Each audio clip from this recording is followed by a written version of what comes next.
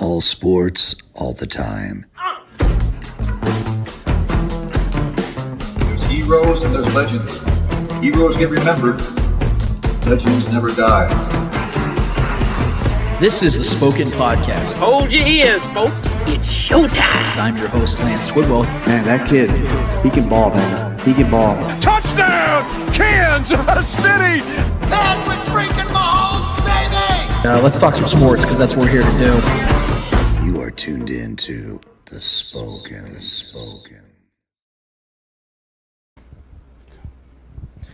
This is the Spoken Podcast. I'm your host, Lance Twidwell, here inside the Spoken Studios with my guys, Trevor Twidwell What's good? and Eddie Ortiz. Yo. Episode 179 in full swing, full motion. We are so happy to be here with you guys and for you to be here with us. Whether you are live streaming, whether you are podcasting, or you are YouTubing with us, thank you so much for making time with us this week, as we have a lot to get to when it comes to the world of sports, in particular here in Kansas City with our Kansas City Chiefs, because for the first time we can actually talk about loosely real football, if you want to call it that. I know I have my opinions. I'm sure a lot of people have theirs as far as what real football is and if this is actually real football. But nevertheless, preseason football is here. We had a lot of takeaways from the game that we saw just yesterday, which was Saturday in August. I know whenever you're listening to this or watching this, it may be a little bit delayed or dated, but we are here to discuss that today, and we're really excited for you guys to be here with us. If you have not already done it, we would love for you to go to our YouTube channel, go ahead and hit subscribe, and help us monetize this bad boy, because we're trying to make this thing grow. We got some great things coming your guys' way when it comes to just the overall quality.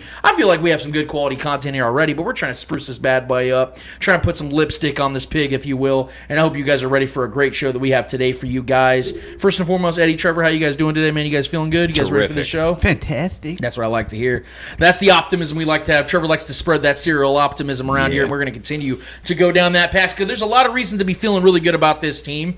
But let me go ahead and preface and get out of the way of some of the things that I had noticed before the game even started out. I don't know if anybody was paying attention to the conditions of Soldier Field out there in Chicago, but that was absolutely abysmal. I know that they supposedly had a concert a few days before the game kicked off, but that field was atrocious, and for athletes, professional athletes, to have to go onto that field and play, I think it's a damn near miracle that there wasn't a ton of injuries on that field, because it looked like a chewed up field. I've seen abandoned high school fields. I've played on better abandoned high school fields than what they called that out there. They did a rodeo the night before. It was terrible, man. It looked like somebody took a shotgun and shot the field 500 times. That's what it looked like. It was absolutely abysmal. I mean, I feel like we should just go right into hold this L, because they should be handed an L for that atrocious shit of a football field, as Eddie would have liked to call it. But I have a stance on preseason football. I know that a lot of people don't agree with me, and boy, you guys love to express that opinion on my opinion in a lot of ways. But I'm very much opposed to preseason football, especially for star players. A lot of reasons in particular is the fact that I don't like seeing injuries to key players in games that don't essentially really matter, especially for guys that are safe and are going to make this team without question. But there's other reasons as well. For one, we've seen the results of other teams. We saw the Rams over the last several years not play their starters in preseason football. Oh, and the Rams just won the Super Bowl this last year. Aaron Rodgers, a guy that we love to talk about, one of the greatest quarterbacks in the history of football, hasn't played a single snap in preseason football since 2018, and since then has won 2 back-to-back MVPs and has led this team to a 39-11 record and went to back-to-back NFC championship games in that span. So preseason football is essentially, in my opinion, I know this pisses off a lot of people, because I get it. We want to see our players play. We want to see these guys out there on the football field, because that's what we do. That's what we wait for. And the NFL offseason, although it never really feels like there is an actual offseason, because there's always news, the draft, trades, signings, things of that nature throughout the year, it never really feels like we have an offseason, but obviously it feels like a long time in between games. So, and it is. It's 6-7 months in between games. So it's good to see Patrick Mahomes out there, good to see Travis Kelce and all these guys. But I think we all would agree that we're really just waiting for the real games to commence. And that's not because we want to see these guys out there playing preseason. I've heard a lot of people tell me, well, I want to see Patrick Mahomes get in rhythm with these guys, these new receivers, these new guys that are into the system and things of that nature. But my thing is, that's what they've been doing for 3 or 4 months now. We saw the Mahomes camp back in April. And these guys were all out there doing their thing. When MVS got signed, Juju got signed, Sky Moore got drafted, these guys were out there with him. Even offensive linemen were out there with him. And this has been 4 months now. So these guys they're gelled. And there's still veterans on this team that know the offense already. Patrick Mahomes obviously knows that he's been in this system now for 6 full seasons. He knows what he's doing. And if you think he needs preseason games, then you don't think he's as great of a quarterback as you really thought you did. And Andy Reid and this coaching staff, as much as we praise them and talk about them being the best coaching staff in the league, it's an insult to their ability if we think that they need to go out there and run plays with these guys, which, by the way, were vanilla as fuck yesterday. And we could talk about it, and as fun as it was and as great as the first team looked, it was still very vanilla. We could tell that they were playing it very safe. They don't need that stuff. But nevertheless, we do have preseason football to discuss, and I want to get to it because going right back to Patrick Mahomes, he sure didn't look like he needed any help, guys. He didn't look like he needed preseason in order to be on the same page with those receivers. Seeing he completed 6 of his 7 pass attempts, and all 6 of those pass attempts that were completed went to a different receiver. And as I tweeted out yesterday, I love and hate that my quarterback is such a tough guy. He really is a tough guy. Because the dude literally said on mic when he was talking to them on the sidelines with the Kansas City Chiefs commentary and color commentary staff that he was looking to get hit yesterday. He was grateful that he got hit. And there goes your argument. Yeah, exactly. I love the toughness. Our own quarterback wants to go get some contact. I love the toughness. I think it's great to see him be that way because you obviously want to see your quarterback be a guy that can, fight through injury and do this. We know that. The dude has a knee separated, and 2.5 weeks later, he's out there throwing 4 touchdowns against the Tennessee Titans, who they later faced in the AFC Championship. So, obviously, I love that about him, but I also hate it because I'm such a wrap him in bubble wrap kind of guy at this time of year. And I'm not ashamed I don't feel bad about saying that because we all know this team's success is only going to go as far as Patrick Mahomes goes. And if we want to see this guy play for 20 years in the NFL, the only way he's going to do that is if he stays healthy. And I just don't want to see him take unnecessary hits and unnecessary games. That's just my personal opinion. But my God, he looked incredible yesterday. Like I said, he had 6 different receivers on 6 completions in total. Got the touchdown. Really used the Bears' defense attack against them because if you notice, the throws he had, they weren't like these long downfield throws. You saw that the Bears' defense was trying to pressure quick and get those blitzes in, outside blitzes, inside blitzes. Eberflus is very famous for that. He's a very good defensive coordinator. I don't know if he's going to be a great head coach, but the man can draw up defense. And you saw the Chiefs use that against him, these little dink and dunks. And I love the screenplays because, as we know, the Chiefs have insanely skilled players that are very fast on the outside. You get these guys out there and do what they do. I think this could really help the offense a lot. And I think the cool thing about it is that Patrick looked to me like he not only didn't miss a beat, but is determined to prove something. And that's something you always want to see your star players have, is something to prove, a chip on their shoulder. Something I always give Tom Brady and credit for him is he always finds something. Michael Jordan did the same thing. LeBron, these other guys that are all-time greats, they're always finding something because they know they're superior to everybody else. So they need to find something that motivates them. And I think that Patrick Mahomes is showing us throughout training camp this year and now in preseason that he doesn't want to be defined moving forward by that AFC Championship choke job against the Bengals and losing Tyreek Hill. Because we all know that's been the narrative. In fact, losing Tyreek Hill has been more of a narrative this offseason than losing in the AFC Championship the way they did. Yeah. I noticed we don't hear a lot of people talking about that anymore. Yeah, for sure. About it being a choke job and how did they crumble? Then 4th straight AFC Championship against a team you were 7.5-point favorites over. Like, how do you lose the game? It doesn't help that game doesn't have a chance to talk back. Tyreek's been doing nothing but talking. That's a very good point. That's a very good point. But I loved what I saw from Patrick, even though, again, I'm not in support of playing him, not let alone in the conditions they were in on that field. You even heard Patrick kind of say it in the press conference. He was like, it wasn't as bad as it looked. You could tell he was trying to be nice, but that field fucking sucked. Let's just be real here. Yeah. It was terrible. Yeah. But a couple other notes I want to get to, and then obviously I'm going to get your guys' thoughts on this. But I actually had a lot of takeaways, believe it or not, from this game, and it was all across the field. I want to start with a guy that we actually talked about before the show started. I think George Karlaftis played incredible yesterday. I really do. I've been somebody who's very high on him. I think that was a really good pick by the Chiefs, especially where they got him 30th overall in the draft. It's very rare that you see, as I've broken down several times on this show, that great top-tier elite pass rushers usually go within the first 15 to 20 picks, and that's being nice. Most times it's in the top 10 to 12. Mm-hmm. Those are the guys that you know are going to be great players, and if they pop, they pop. Yeah. To have a guy like George Karlaftis fall to 30, it's comparable to guys like T.J. Watt. It's a Max Crosby who fell out, I think, into the 4th round. Shit, I think it'd be Max Crosby, man. Yeah, and so there has been a lot of hype and praise for George But I think a lot of people are also like, well, let's let him ease into this. And I think this is why the Carlos Dunlap signing was such a big thing, because I think that George can ease his way into the situation, into his NFL career. But guys, I'm telling you, he showed me that he wants to hit the ground sprinting, not running, sprinting. The motor is real. Everything we've been hearing about him coming out of college is that this guy has an insane motor out of Purdue. He Relentless. has that skill set, that ability to keep going.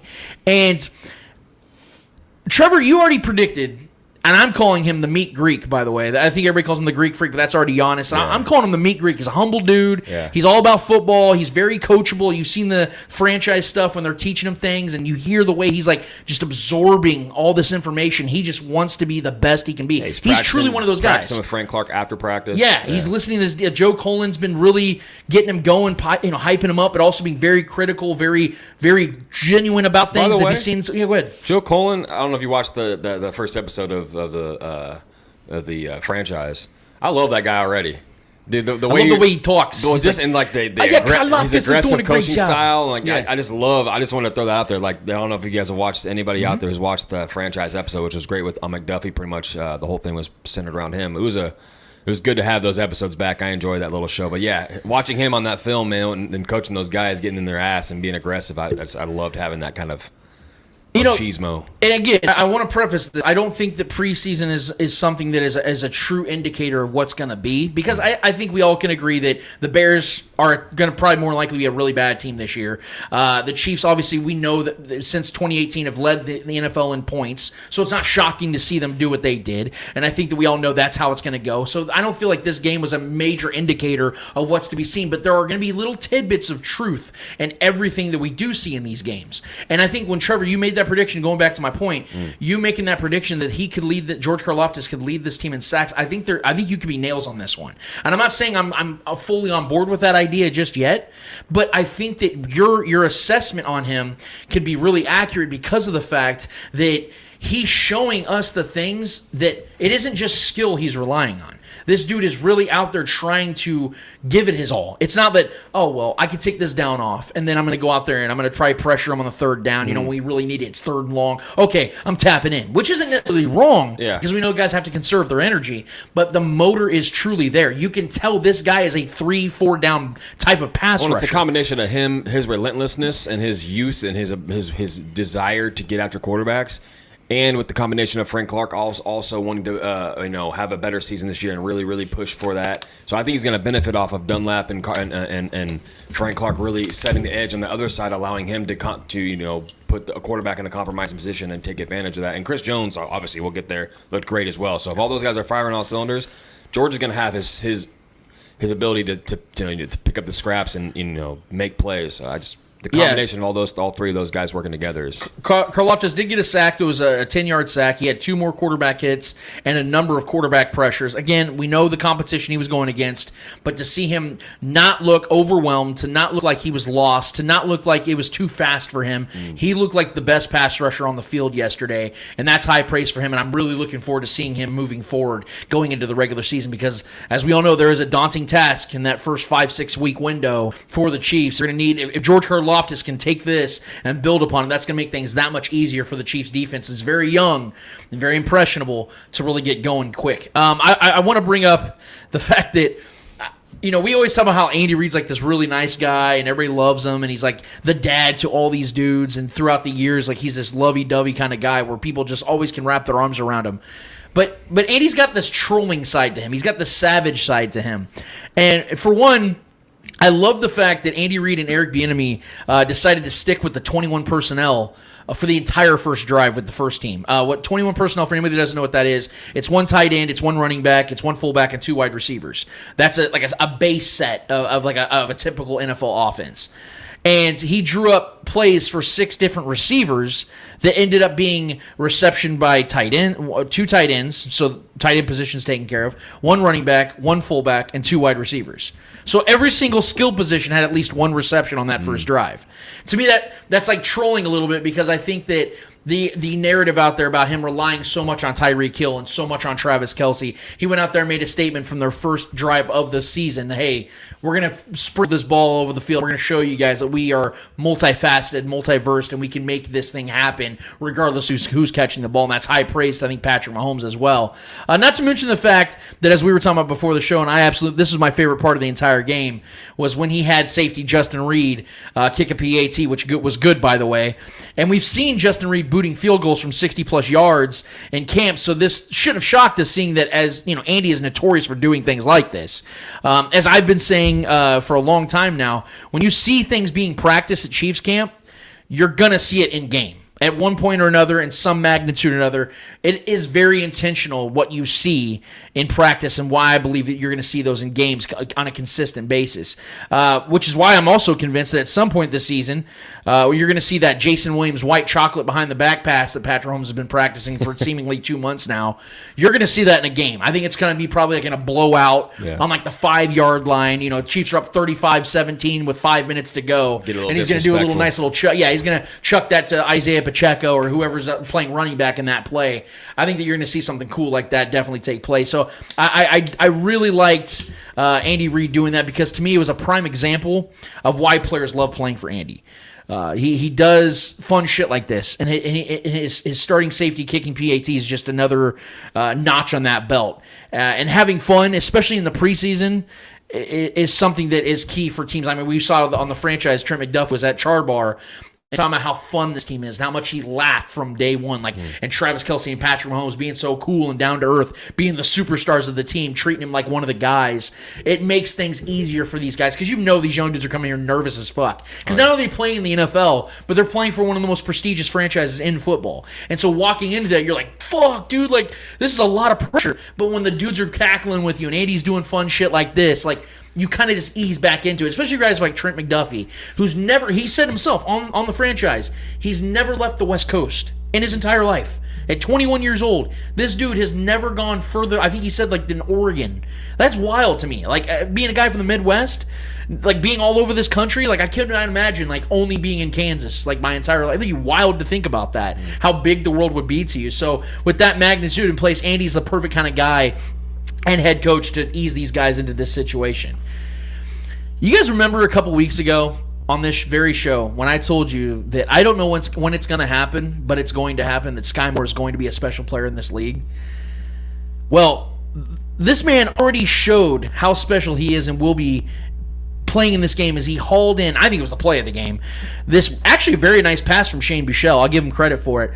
When he, on the sideline, dragged his left foot on that play and got that completion. I'll be real with you. When I watched it in live time, I did not. I think he was out by a whole yard. I was like, oh, good try. It was cool to see. No way he caught that. And then I see the ref coming down the sideline like this, like he got that fucking ball. I'm like, wait, no way, no way. And you saw the slow motion where the coolest part about the play, and I want to get your thoughts on this as well, is the fact that Sky Moore was literally sprinting to the sideline at a complete 90-degree angle, running right at the sideline, Chicago Bears sideline. And he's looking the entire time where the ball's coming. Pinpoints the ball with his hands, not his chest. Didn't catch the ball with the chest like a lot of rookie guys do, or even common NFL receivers do. He stares the ball down, gets it down, and never looks at the sideline. He doesn't look where he's at. He knows where his body's at. He knows his timing. He knows his foot patterns. And he stomps that right foot and then drags the left foot automatically. Guys, he is a rookie player with fifth year. Catch. He is a rookie player with fifth-year abilities. Yeah. He looked like a veteran player out there yesterday. And I'm not trying to hype him up too much, but I think we all know why. Because we know the story now that came out about Brett Veach initially was going to take Brian Cook with that pick. The safety they end up getting anyway later on. But he knew that they were not going to be able to sit there and let Sky Moore fall any further. Yeah. And you and I, Trey, we talked about how we didn't realize he was still on the draft board. I forgot he was on the board. And the Chiefs take him like, holy shit, they just got Sky Moore. Yeah. You know, who led the FBS in slant pattern receptions and touchdowns. You said he was the best graded receiver against the cover two, which is everything the Chiefs struggled against in the passing game last year.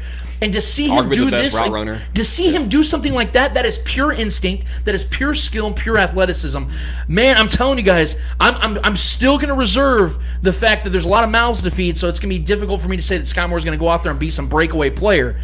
But would it honestly shock us at this point if we saw Sky Moore go out there week 1 and get himself a touchdown pass or a 60-yard reception? I mean, the contribution is going to be there is what I'm saying. I don't know if he's going to be wide receiver 1 this year. I don't think he will be. I think that'll be Juju. Yeah. But I think Sky Moore can legitimately be the wide receiver 3 and potentially even wide receiver 2 throughout the duration of this season, He's man. the future of this team. I believe that. I really do. And the sky truly is the limit. I want to talk about the guy that everyone's been hyped up about. We all know it's Isaiah Pacheco. And it's so wild. I was talking to Trevor about this week. I said, how funny is it that with Andy Reid not notorious for utilizing running backs, this isn't a run-first offense. Running backs usually aren't the ones that lead the way here in Kansas City, especially in Andy Reid's era. But it's funny how the running back room, and in particular a young running back, has been the story of camp. Isaiah Pacheco has been the story of camp this year. It's wild to me how that works. And that tells you, though, that this hype really does have substance to it. It's not just fluff. It's not just, oh, this is a cool story, but we all know this guy ain't going to do anything this year. Guys, I think Andy Reid truly believes he's got something special in Isaiah Pacheco. He didn't do anything crazy yesterday. He broke 1 tackle in the pass game in the little flat, which I loved, by the way. I love seeing Patrick Mahomes hit him in the open flat, which, by the way, if Patrick Mahomes hits him in the flat this year, is that considered a check down? Absolutely, it is. I just wanted to see it. I just wanted to Absolutely know if you guys thought that was. This is our fucking key to walk away, bro. I just wanted to put that one out there. I know everyone else out there is LOLing, but I do believe Andy found something special in Isaiah Pacheco. There's a 7th round pick, which is crazy in itself, because of the fact that of how little he played yesterday. If Isaiah Pacheco was just one of these rookie dudes, he'd have been out there playing like Darius Fountain. And Darius Fountain's a 4 or 5 year veteran. Who looked good too, by the way. Huh? Like Gore. Yeah, exactly. Derek Gore. To see these guys out there playing as much as they had, we can talk about that. A lot of these young guys that are still trying to make the team, that are even older than Isaiah Pacheco, played far more.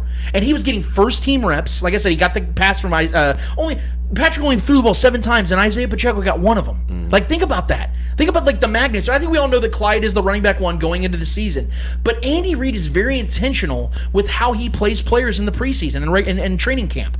And he's showing us this dude is going to play a pivotal role in this offense. I'm not saying he's going to take over. I'm not saying he's going to lead the team in rushing yards or scrimmage yards, anything like that. But like Sky Moore, I think that Andy Reid's going to say, look, we have our key figures. We have our Travis Kelce and our Juju. We have these guys. But there's going to be week 5 or week 11 or week 13 when this dude leads the team in receiving yards, when this dude leads the team in rushing yards, or in the playoffs, he has a Jerick McKinnon type of performance. I don't think that's out of the realm of possibility, because if you watch the press conferences that Isaiah Pacheco's had as well, Steve Walls, I'll give him credit on this one. He had a video he posted this morning in the locker room with Isaiah Pacheco, and everything, the way he was articulating himself, because I'm big on body language, he was very confident, but you could tell that it's focus. It's football that he's worried about. It isn't about a brand. It isn't like he's got all this stuff representing on his chest about him. It's this dude really just wants to play a key role in this offense, and I think Andy's going to do it, guys. And I think that even though he wasn't special yesterday, he didn't do anything miraculous, he didn't bust off for a 65-yard touchdown, he showed poise. He showed that he can break tackles in the open field, and something I love that he said in his press conference was the hits that he took in this game were no different to him than the college game. He said, I was anticipating that it was going to feel a little harder, it was going to hurt a little more. He goes, it really didn't. It didn't hurt. It felt very similar. For me, that tells me his man body's already there, and he's ready to take on this game and the responsibility he has in the NFL level. Look, I think I'm fully on the hype train with Isaiah Pacheco. Again, I'm not saying he's going to take over the running back 1 position. In fact, I don't think he will for a while. It'll be at least halfway through the season, because Clyde's motivated, and I think Clyde's going to have a career year. I don't think he has to. But I don't think he has to. Thank you. I think Isaiah Pacheco is just going to play his role, because as we know, in this new era of NFL, it's usually running back by committee. There's not a bunch of Derrick Henrys and Jonathan Taylors out there. That's why those guys stand out. A lot of times you have 2 running back sets, sometimes 3. And I think that you're going to have a very complimentary player out of Isaiah Pacheco in this offense. And I'll say this too. I'm not to make the hype train even more hype, but I think he's going to be kind of how Tyreek Hill was when he started. Remember Tyreek Hill first came to this roster? I'm not saying his skill set is the same as Tyreek Hill's. That's a good point. When Tyreek Hill first got drafted, he was what? A running back, and he was a special teams guy, and that's pretty much what they've been doing with him. And he's every once in a while like trick play or a gadget guy.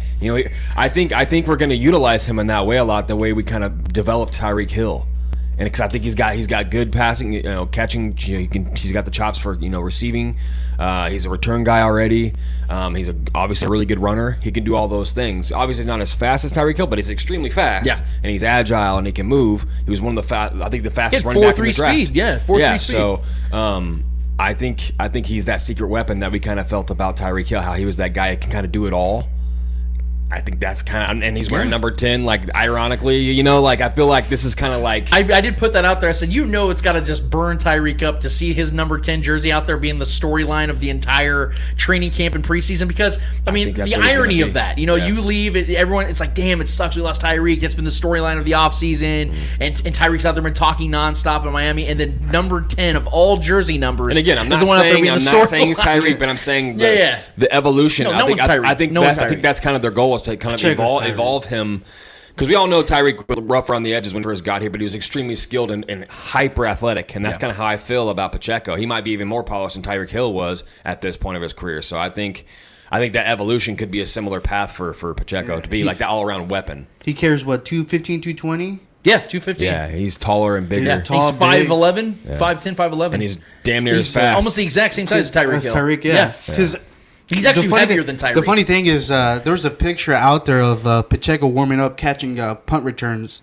and there was some guy who was like, for a second when I glanced over, it was like, oh, it's Tyreek Hill. It's like, because they have, if you look at the way the uniform and everything fits Pacheco, it's almost identical to the way it fit Tyreek Hill. I saw it too. He kind of reminds me of Jamal Charles, to be honest. He's kind of a little longer than Tyreek Hill is. And I asked you guys, like, you think the Chiefs are taking a little jab towards Tyreek Hill, putting the number 10 Pacheco, putting the number 10 on Twitter, saying it's game day, I think it was just high praise because, like I said, I think that the Chiefs know what we know is that there's something special here. Yeah. And this is what's so great about the NFL. And I don't want to dive too deep in this because I definitely want to get your guys' thoughts before we have our guy, by the way, our man Marcus Dash will be joining us from Chief Concerns. He will be giving us his thoughts and opinions on what he's seen in training camp in the preseason momentarily.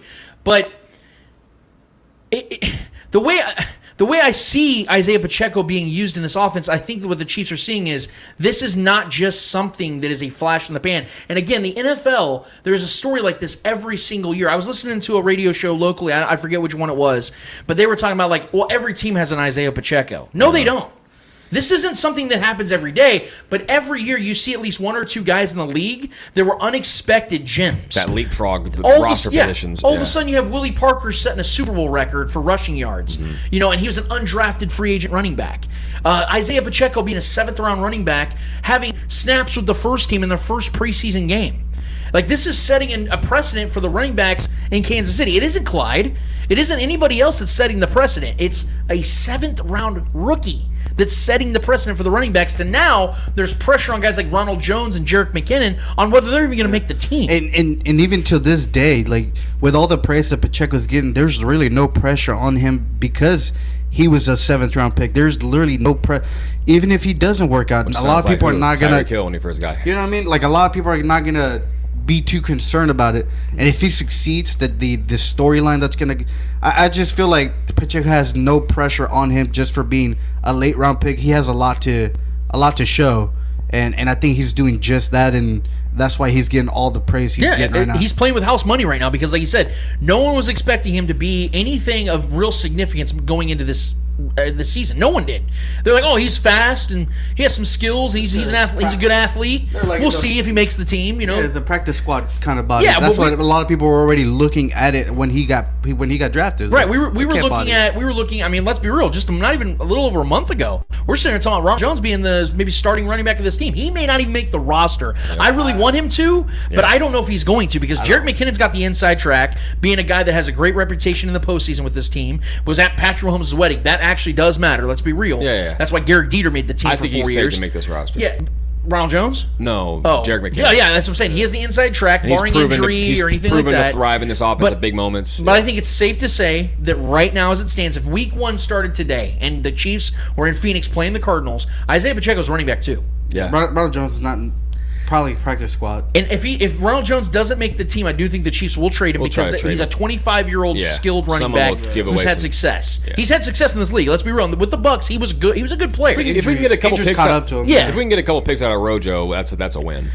You'll probably get one tops. There's a couple other guys I want to mention, and then like I said, we'll have our guy Marcus Dash on to break his thoughts down as well. But a couple wide receivers of note that I want to definitely give praise to is Darius Fountain and Justin Watson for what they did yesterday.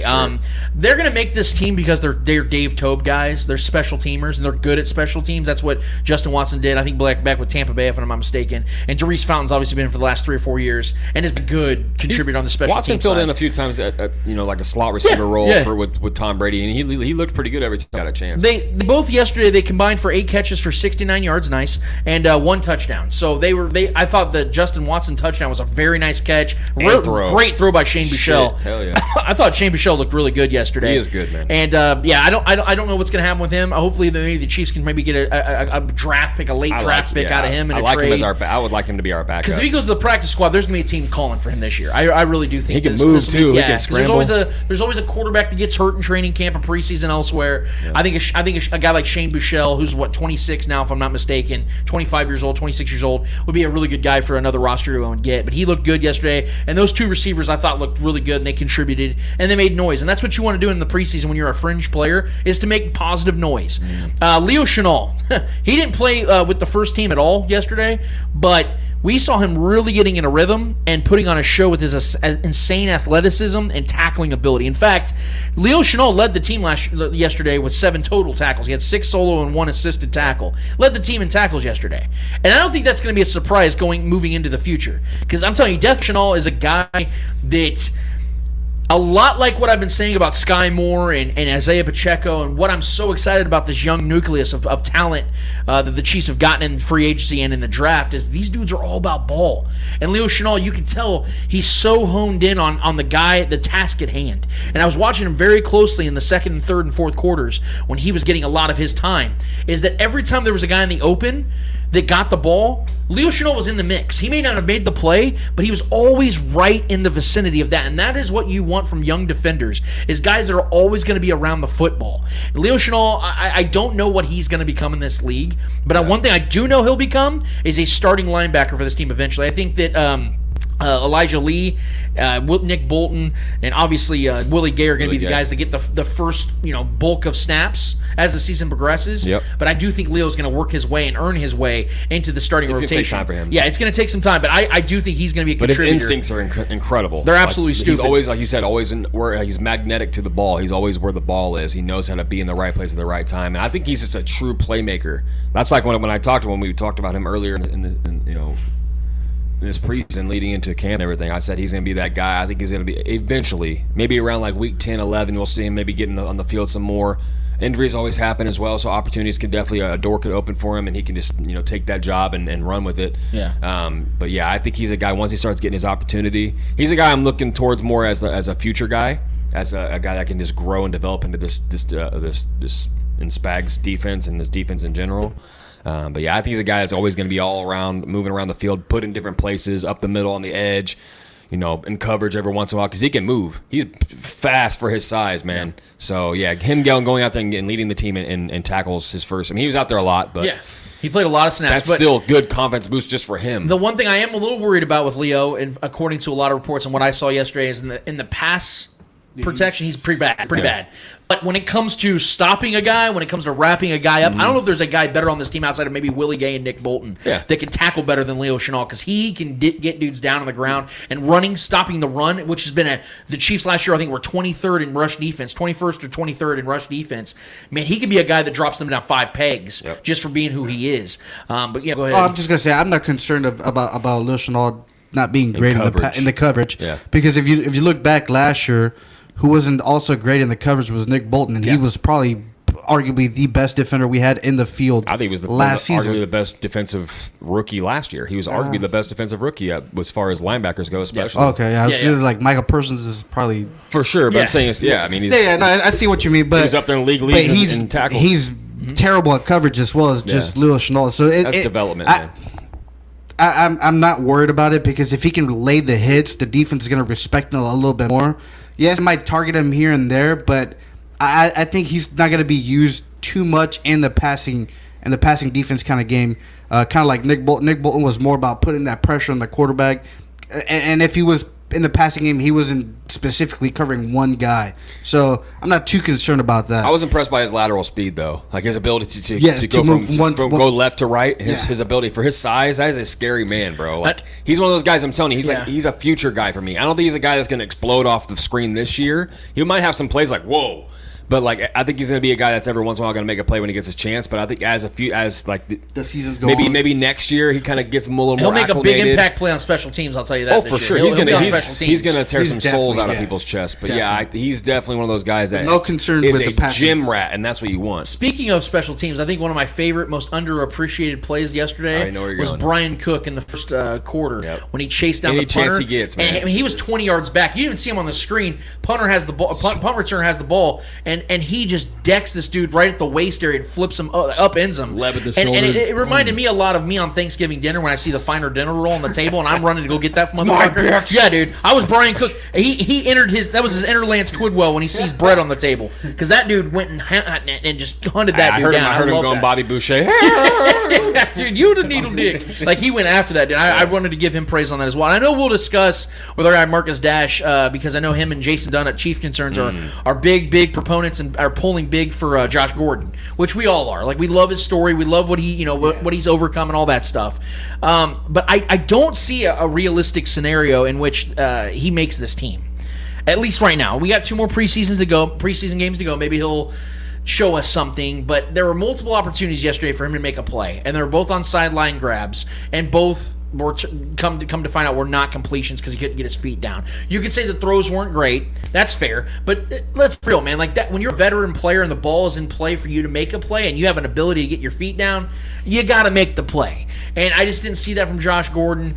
If he was more of a special teams guy, which he's clearly not, if he was about 3 or 4 years younger, which he's clearly not, I would think that he could beat out Darius Fountain, beat out a Justin Watson, a guy like that for that role. I think the Chiefs are going to carry around 5 wide receivers into the regular season on their roster, and I just don't see how Josh Gordon makes that cut. There's just too much talent at wide receiver. I know, as crazy as that sounds, losing Tyreek Hill, but there is so much talent right now at wide receiver on this team, top to bottom, that I don't know where he fits in. And I hope that I'm wrong, because again, I love his story and I love where he comes from and I love his ability when his ability shines.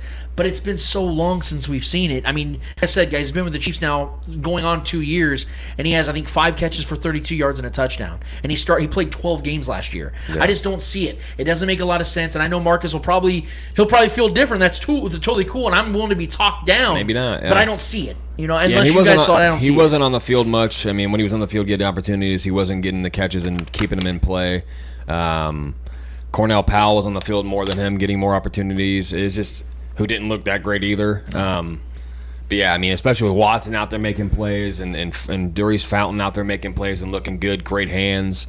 I mean, those guys were all getting way more reps and they were on the second team, and Josh Gordon's on like the third and fourth, last receiver core that was out there. So yeah, and I'm a big proponent of Josh Gordon as well. I want to see him do well in this league and play well in this team. But yeah, I didn't see anything that was worth that was noteworthy from him at all. So yeah. And my final takeaway from this preseason game, because like I said, I had a lot to take away from it. But my all in all, this team looks exactly as I was anticipating. They're bigger, stronger, faster, younger, and extremely motivated. Don't let that abysmal second half distract you from how incredible the Chiefs' first and second units looked, because they looked scary good. Expect great things this season, guys, because this team, they're showing you through OTAs, mini camps, training camp, and now in preseason, they're expecting great things from themselves. I know that there's been a lot of influx, and I know in Kansas City we're a type of fan base that loves the same guys to be around. We love the continuity. We attach ourselves to players. We identify with players. Any offseason of losing your best wide receiver and your best safety, it's not ideal. But when you have guys like Brett Veach, when you have guys like Andy Reid that can identify talent and replace that talent with better, younger, stronger, more physically gifted talent, that's usually going to bode well for you. I know they're going to be growing pains, but I don't think that they're going to be a team that looks lost and looks inept at certain positions. I'm going to tell you guys right now, as young and unproven as this defense is, I don't see a hole on this defense right now. And I know that sounds like high praise because they lost a lot of players and they have a lot of guys in here that have zero NFL experience. But I don't see holes.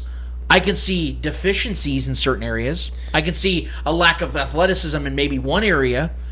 But I don't see holes. I don't see like they're fucked there because after they got Carlos Dunlap and seeing what I've seen from George Karlaftis, knowing what Chris Jones is, I feel like the defensive line is going to be good enough. Well, because the only real whole major need was an edge rusher, and if Karlaftis becomes that guy who I expect him to be this year, and be that leader from day one and that guy that's out there, making plays and getting sacks. If he's doing that and taking care of that massive need, which was the only real need that was making our secondary look worse than it was last year, and now we're completely revamped and way more aggressive in the secondary this year, I think a lot of plays are going to be made because of that hole being filled. Because in my mind, our corners and our DBs were not bad last year. I mean, on paper they might have looked bad statistically, but there was just far too many opportunities and extended plays that should have been should have been dead plays that our defensive line just couldn't finish. And I think George Karlaftis is going to be a big part of changing that culture. Yeah, and that's my whole point on all this is that you're looking at it again with the unproven commodities that are motivated commodities. You're not seeing guys out there that are put out there just because they have no other choice. Like, well, we got to make do. Dan Sorensen's a veteran. We're comfortable with him. Yeah. Like, this is going to be a challenge for Spags because Spags is a guy that usually leans into his veterans. He's a guy that usually says, I would rather have a 32-year-old Dan Sorensen out there because I know that he's going to, he understands my system as opposed to having Juan Thornhill out there who's clearly the better player. Yeah, he's got the muscle memory. Dan Sorensen just gave up 4 touchdowns in a 3-week span. Yeah, I probably should play Juan Thornhill. It ain't going to be like that anymore. It's going to be, Brian Cook is clearly the better player. He's going to be out there week 1. Oh, Justin Reed, the guy we just signed for, $25 million. He's going to be out there. He's a better version of Tyrann Mathieu at this point of their careers. That's what I love about this team right now is there's a great mix of veteran presence and rookie motivation. A lot of new blood that's going to fix and change the narrative around this defense because last year it was very murky, man. I mean, they had a good run, but it was also against bad defenses. And like I said, the extremes of playing good quarterbacks and bad quarterbacks, Chiefs gave up 32 points per game against playoff offenses last year and 16 points a game against non-playoff offenses last year. They need to bridge that gap. I love the 16 points per game thing, but it can't be like that against just bad offenses. Of course, I love when we talk about the defense and how we're excited about all these young guys, and then L'Jarius Sneed's just still there. Yeah, like we just forget just chilling. Arguably the best guy on our defense last year, and last couple of years, really since he's been here, he's been one of the best pieces in this defense. That guy, I think he's going to thrive this year too. Before Marcus gets here, I want to get your guys' 2 takeaways overall from this preseason game. Let me know what you guys took away because these are my takeaways. I know you guys had reactions to it, but maybe just give me a list of what you guys saw from the team yesterday. Yeah, I mean, I'll say I liked what I saw from a lot of the guys. Chris Jones having that early sack and getting off quick on that quick first step. He looked fast. He looked aggressive, blasting through the middle. Obviously, I think that helps with the speed and the speed of Frank Clark and Karlaftis on the edge. Both those guys have motors off the edge. So I think that helped Chris Jones look like himself once again. I hope that's something to look forward to as the season progresses. Colin Saunders had a good sack as well. He did. And I will say that's a guy that we haven't mentioned, but that's a guy that's still trying to make this roster. He's been kind of semi on the bubble. So it was good to see. He got a lot of reps. He looked really good. He looked really fast and aggressive. I thought it was Chris Jones sometimes at certain points because he's a big guy as well, and he was moving quick. And I always liked his skill set. But he's just kind of been a guy that hasn't really. He's kind of fallen to the wayside. But he was a guy that had promise coming into his draft. So I'm hoping he makes the roster. I'm hoping he can, kind of find his way and become that guy, a consistent rotational guy for this team. Because if he can find his momentum, I think that's a guy that could be dangerous and make plays for this team defensively. So I liked what I saw from him getting that sack. That was probably a good thing for him as well, confidence-wise. Brian Cook, that tackle on special teams is just. I think we're going to see a lot of that this year. Well, yeah, signing Danny Shelton. Penalties might come. I think signing Danny Shelton is going to motivate Colin Saunders because they play the same position. Yeah. Which I loved that signing as well. Any kind of depth you can have the defensive line is always a good thing. But yeah, Karlaftis obviously was the highlight for me because that's just the guy I'm really kind of hitching my wagon to this year defensively. I think he's going to be an absolute monster this year. So it was good to see him go. And the sack he got, he came from the other side, came blasting all the way around to meet to sack the quarterback for like a 5-yard loss. Just finish the play. The play's never over for that guy. And that's the main thing I loved about him. He came from the other side and made sure the play was dead. The Watson touchdown obviously was impressive. Great throw by Buechele. And Watson looked good, man. Even yards after the catch and his hands and getting up and get it. He just looked good all the way around. I think he's going to be a good rotational guy. If anybody ever gets hurt, he's a guy that they could fill in and play some good minutes. And then obviously on the special teams as well. Leo Chenal, obviously, he's a fucking animal in my mind. I think he's a guy. He's a really raw. He's kind of a wild stallion right now. Yeah. But I think he's a guy. Like I said, he's more of a future guy for me. I think he's a guy that's going to develop and be a massive part of this defense as the years progress. And then I think the biggest story for the Chiefs right now offensively has been Pacheco. All the hype train for Pacheco is wild.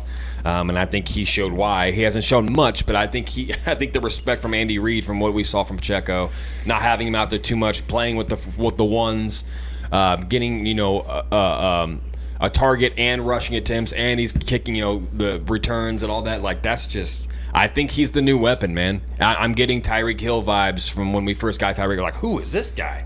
We got him in the 6th round. What? This guy's a freak athlete, and he's getting, I think he's going to be one of those guys going to have like a kick return touchdown or a punt return touchdown, a rushing touchdown, and a receiving touchdown in a game. I think he's one of those guys that's going to be like kind of that triple threat kind of guy. And I'm just excited to see what he's capable of and what he's going to do, what he's going to grow into. Because he's just like, I think he's one of those guys that's going to be a game breaker kind of weapon. Similar to how we use Tyreek Hill and how defenses are going to start having to respect his skill set. So that was my biggest takeaways for sure. Yeah, my biggest takeaways was the biggest one was Pacheco. The way Andy Reid utilized him. Yes, I know he had 2 carries for 6 yards. It's preseason, kind of getting to know him a little bit, but the way he's using him on the passing game with Patrick Mahomes, that should get you excited for what the Chiefs are trying to do this season. The first drive alone just pretty much turned me on, and I just didn't care about the rest of the game. Mm-hmm. I was like, I'm done, Yeah. I've seen enough. The way Patrick Mahomes and this team just went out there and, seeing how Patrick Mahomes can hit anybody and any player at any time. Great, it was amazing. It was amazing. That pass he threw to MVS was kind of like his no-look kind of traditional pass. Yeah, he was just like... And then I love how MVS just went and grabbed it. Nice, yeah, because it was a fucking bullet. It was fast. I was just watching the replay not that long ago, where Patrick Mahomes just like he threw that shit, and then you can just see MVS just like with his quick hands just go up and grab it. So it was nice seeing that. Leo Chenal was my highlight for this game, just for the simple fact that he can lay the hits. He's not scared to fucking hit anybody.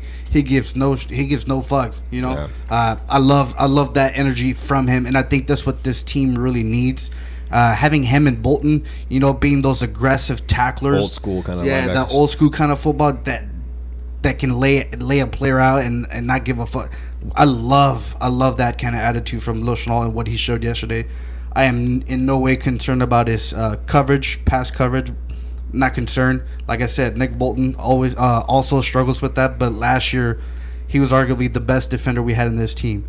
So not concerned on that. Karlaftis, I wish I would have seen a little bit more, but he did get the sack. So we can see his explosiveness and his quick footwork, which is what we wanted to see. So hopefully in this next game we can see a little bit more of him. But yeah, man, the way Chris Jones broke in there and grabbed that sack early on in the game, man, the 1s and 2s in this defense are scary. They are the real deal. Looking past that, it's a big question mark because we're not sure. It was a little stressful watching those 3s and 4s out there and just struggling on coverage, on blocking, or on tackling, and it was just bad. So we can't risk anybody getting hurt this preseason or especially in the offensive season. line, especially on the offensive line in the season, because it's going to be a tough one. The person I don't know if he played. You guys can, because I snoozed off on fourth quarter, but I didn't see what's the offensive guy we got Kennard. Yeah, Darren Kennard, he played. He played got the burnt third a and couple fourth times. quarters. Yeah, so I didn't see He much didn't of look him. too good. He, But. I didn't he see looked much. like he definitely looked like a rookie. That's the thing Okay. about him. You know, I'm big on him, and I still am. I just think that when Trevor and I were talking during the game, I think what it is he's gonna be one of those guys that has to ease his way into the equation. Maybe a little bit of jitters. Take him Yeah. a He's probably, while. he's probably a It's little gonna take him. nervous. It's gonna take him quite a bit. He's more talented than Andrew Wiley. I will say that he's got more football ability, But it's four. But Andrew Wiley is what 6 years into his Yeah. NFL career, 6-7 years into his NFL career. He's I established. and also I love Justin Reed in the defensive back. Yeah. Man, He's gonna be fun to watch. He made that tackle was in the first drive of the Chicago Bears where he just went in and just grabbed that tackle on this. Dude, that was amazing. So. Yeah. Well, we are very, very privileged and honored to have a guy. We haven't had a guest on the show for about a month now, and that was very intentional. Trust me, we've been wanting people on, but we also wanted people on when it was, I felt, more of a time for us to actually have things to discuss. And I felt, you know what better guy, what better somebody to have on this show for a show like this than our guy that we have coming on right now. He is the co-host of Chief Concerns podcast with the great Chiefs legends and Jason Dunn and Eric Warfield. He's a very busy guy. He's out there on the football field out there looking like little Patty Mahomes himself sometimes in his pickup games. But let's give it up for our guy, Mr. Marcus Dash! What's up, Dallas? What's up, guys? What's up? What man? up, buddy? I appreciate the, mentioning my flag football abilities. Bro, you're out there just sketching up defenses, man. You're out there just picking them apart. You're playing with your food, man. I mean, it's almost like shameful sometimes. I'm like, you gotta take it easy on these dudes, Marcus. Like, we get it. You're good. Quit. These guys have 2 kids and a mortgage out here, bro. You gotta chill on these dudes, man. Yeah, one of the guys in our team pays a videographer friend of his to film all the games. He's like really into like TikToks and all this stuff. So he was filming all this stuff, and I was like, let me get the footage. I'll put together like edits every week for our entire team. So that's kind of how that happened. I wasn't trying to brag on myself or anything. But we did lose in the championship last Sunday, so that's why I was free to come on the show today because our season's over.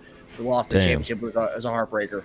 Well, you guys, then full good and well that what the Chiefs are going into this season with. They're going into this season with the motivation, knowing that they had an opportunity to add to the trophy case, and they didn't do that. They fell short. I watched this team yesterday, and again, Marcus, I'm not a big preseason guy. I've talked about this on the show. I've talked about this on our platforms. I'd rather the starters kind of take the approach of the Rams and the Chargers and teams like that because I want to see these guys as healthy as possible going into week 1 and moving on because we know this is a long, grueling season. But having said that, I wanted to get your takeaway on a few of these certain particular situations and players that we saw yesterday. First of all, the field was abysmal. I was very nervous about that. I couldn't believe that a pro football team had a field look that bad on TV for a game that may not have meant a lot, but it's still guys out there risking their health. And I didn't like that at all. But what I did love was what we saw from the Chiefs' first-string offense, what Patrick Mahomes looked like. He looked like a guy that clearly did not need that game, that clearly was comfortable behind this great offensive line that he's got, and the weapons that he now has. It's picking his poison. We saw Andy Reid and Eric Bieniemy have the 21 personnel for the entire first drive. Felt very intentional. 6 different receivers and 6 different completions, and obviously it ended on a nice touchdown.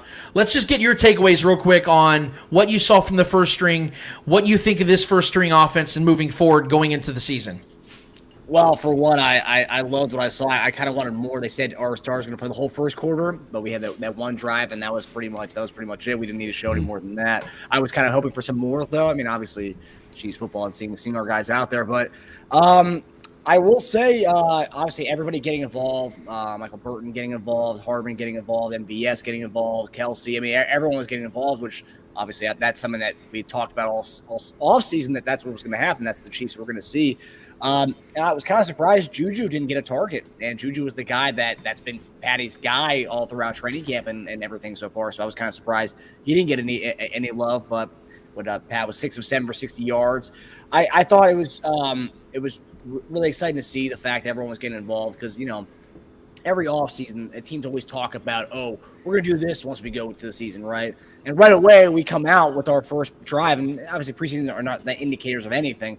But that first drive was what we've heard all offseason, which is like, all right, there's something going here. So, yeah, really exciting to see that. I thought MVS that had a nice contested catch, which is just cool because the drops have been something that people have talked about. He's had some drops during training camp, and then just 2 years ago, that was kind of his thing with Green Bay. The drops last year, not so much, but catching that contested ball, just kind of seeing that. With that, no Tyreek Hill, no problem, and that was kind of the big thing. Yeah, it's the Bears and it's preseason, but that first drive, man, it was really cool to see everyone getting involved. But what did you guys, think about that?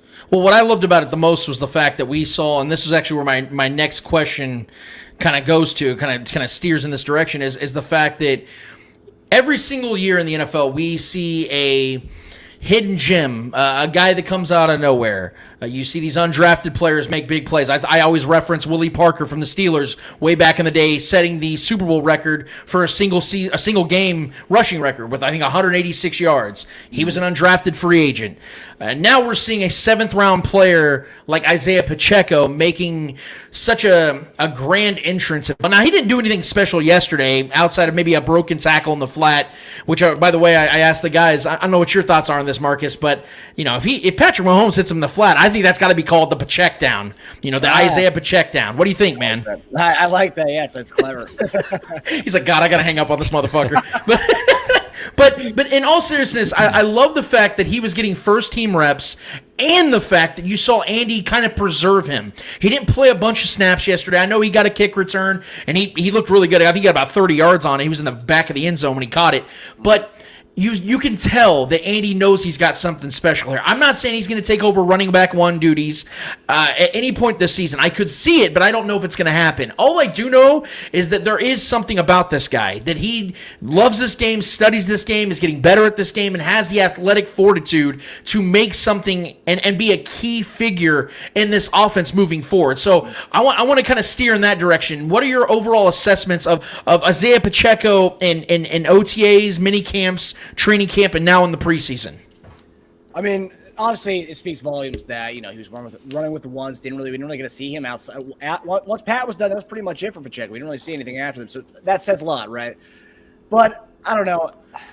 I guess I'm one that's kind of not so optimistic about Pacheco. Or I think a lot of people want to write him off right away. Not you, but a lot of people say RB1. He's going to be RB1 by week 5. It's like, I don't know.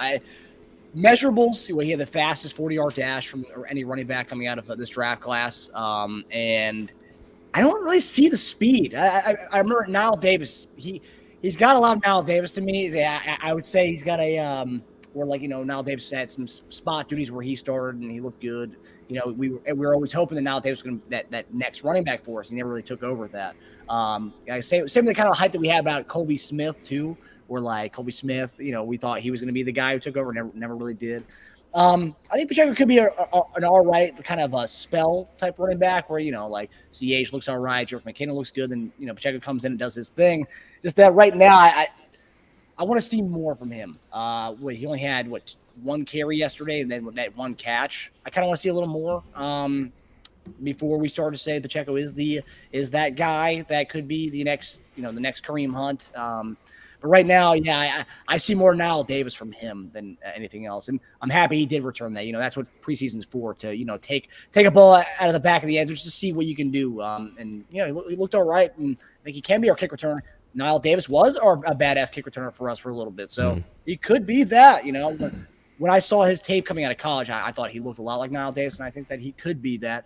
And 7th round, for getting a guy who he's going to run with the ones, pretty solid. I don't know if he's going to be Kareem Hunt, as a lot of Chief fans want him to be, but take it for what it is. But right now, I want to see more on him before we start, giving him the keys to the kingdom. But I want to see more from Pacheco. I don't know about you guys. Where you guys stand on the Isaiah Pacheco train right now? Something that Eddie said earlier that I liked is the fact that I feel that Pacheco, although he's got a lot of hype around him, and the fan base has very much embraced him, and I think there is some expectation. I know I didn't make him, but I've heard people compare him to Kareem Hunt because of size and skill and things of that nature. But at the same time, I think that he's coming into the season with very little pressure because once again, he is a 7th-round pick.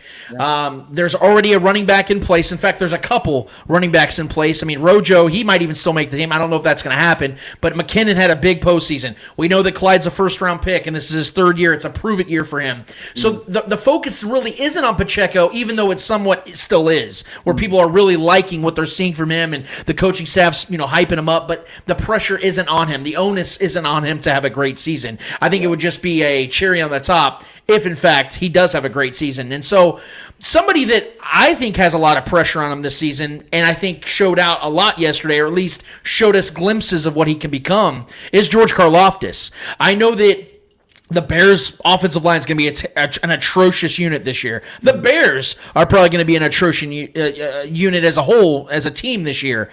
But I love the fact that Karlaftis looked like he was NFL ready. Yeah. He had the speed, he had the burst, he had the motor, he had the physicality, the timing was good. He was relentless out there. He had multiple quarterback hits, got a 10-yard sack. It was a tackle for loss, obviously. He had multiple quarterback pressures. He looked primed and ready. I'm not saying that this guy's going to be a 15-sack kind of guy. But knowing what I saw from him yesterday, I could see somebody that catches on quicker than other rookie edge rushers.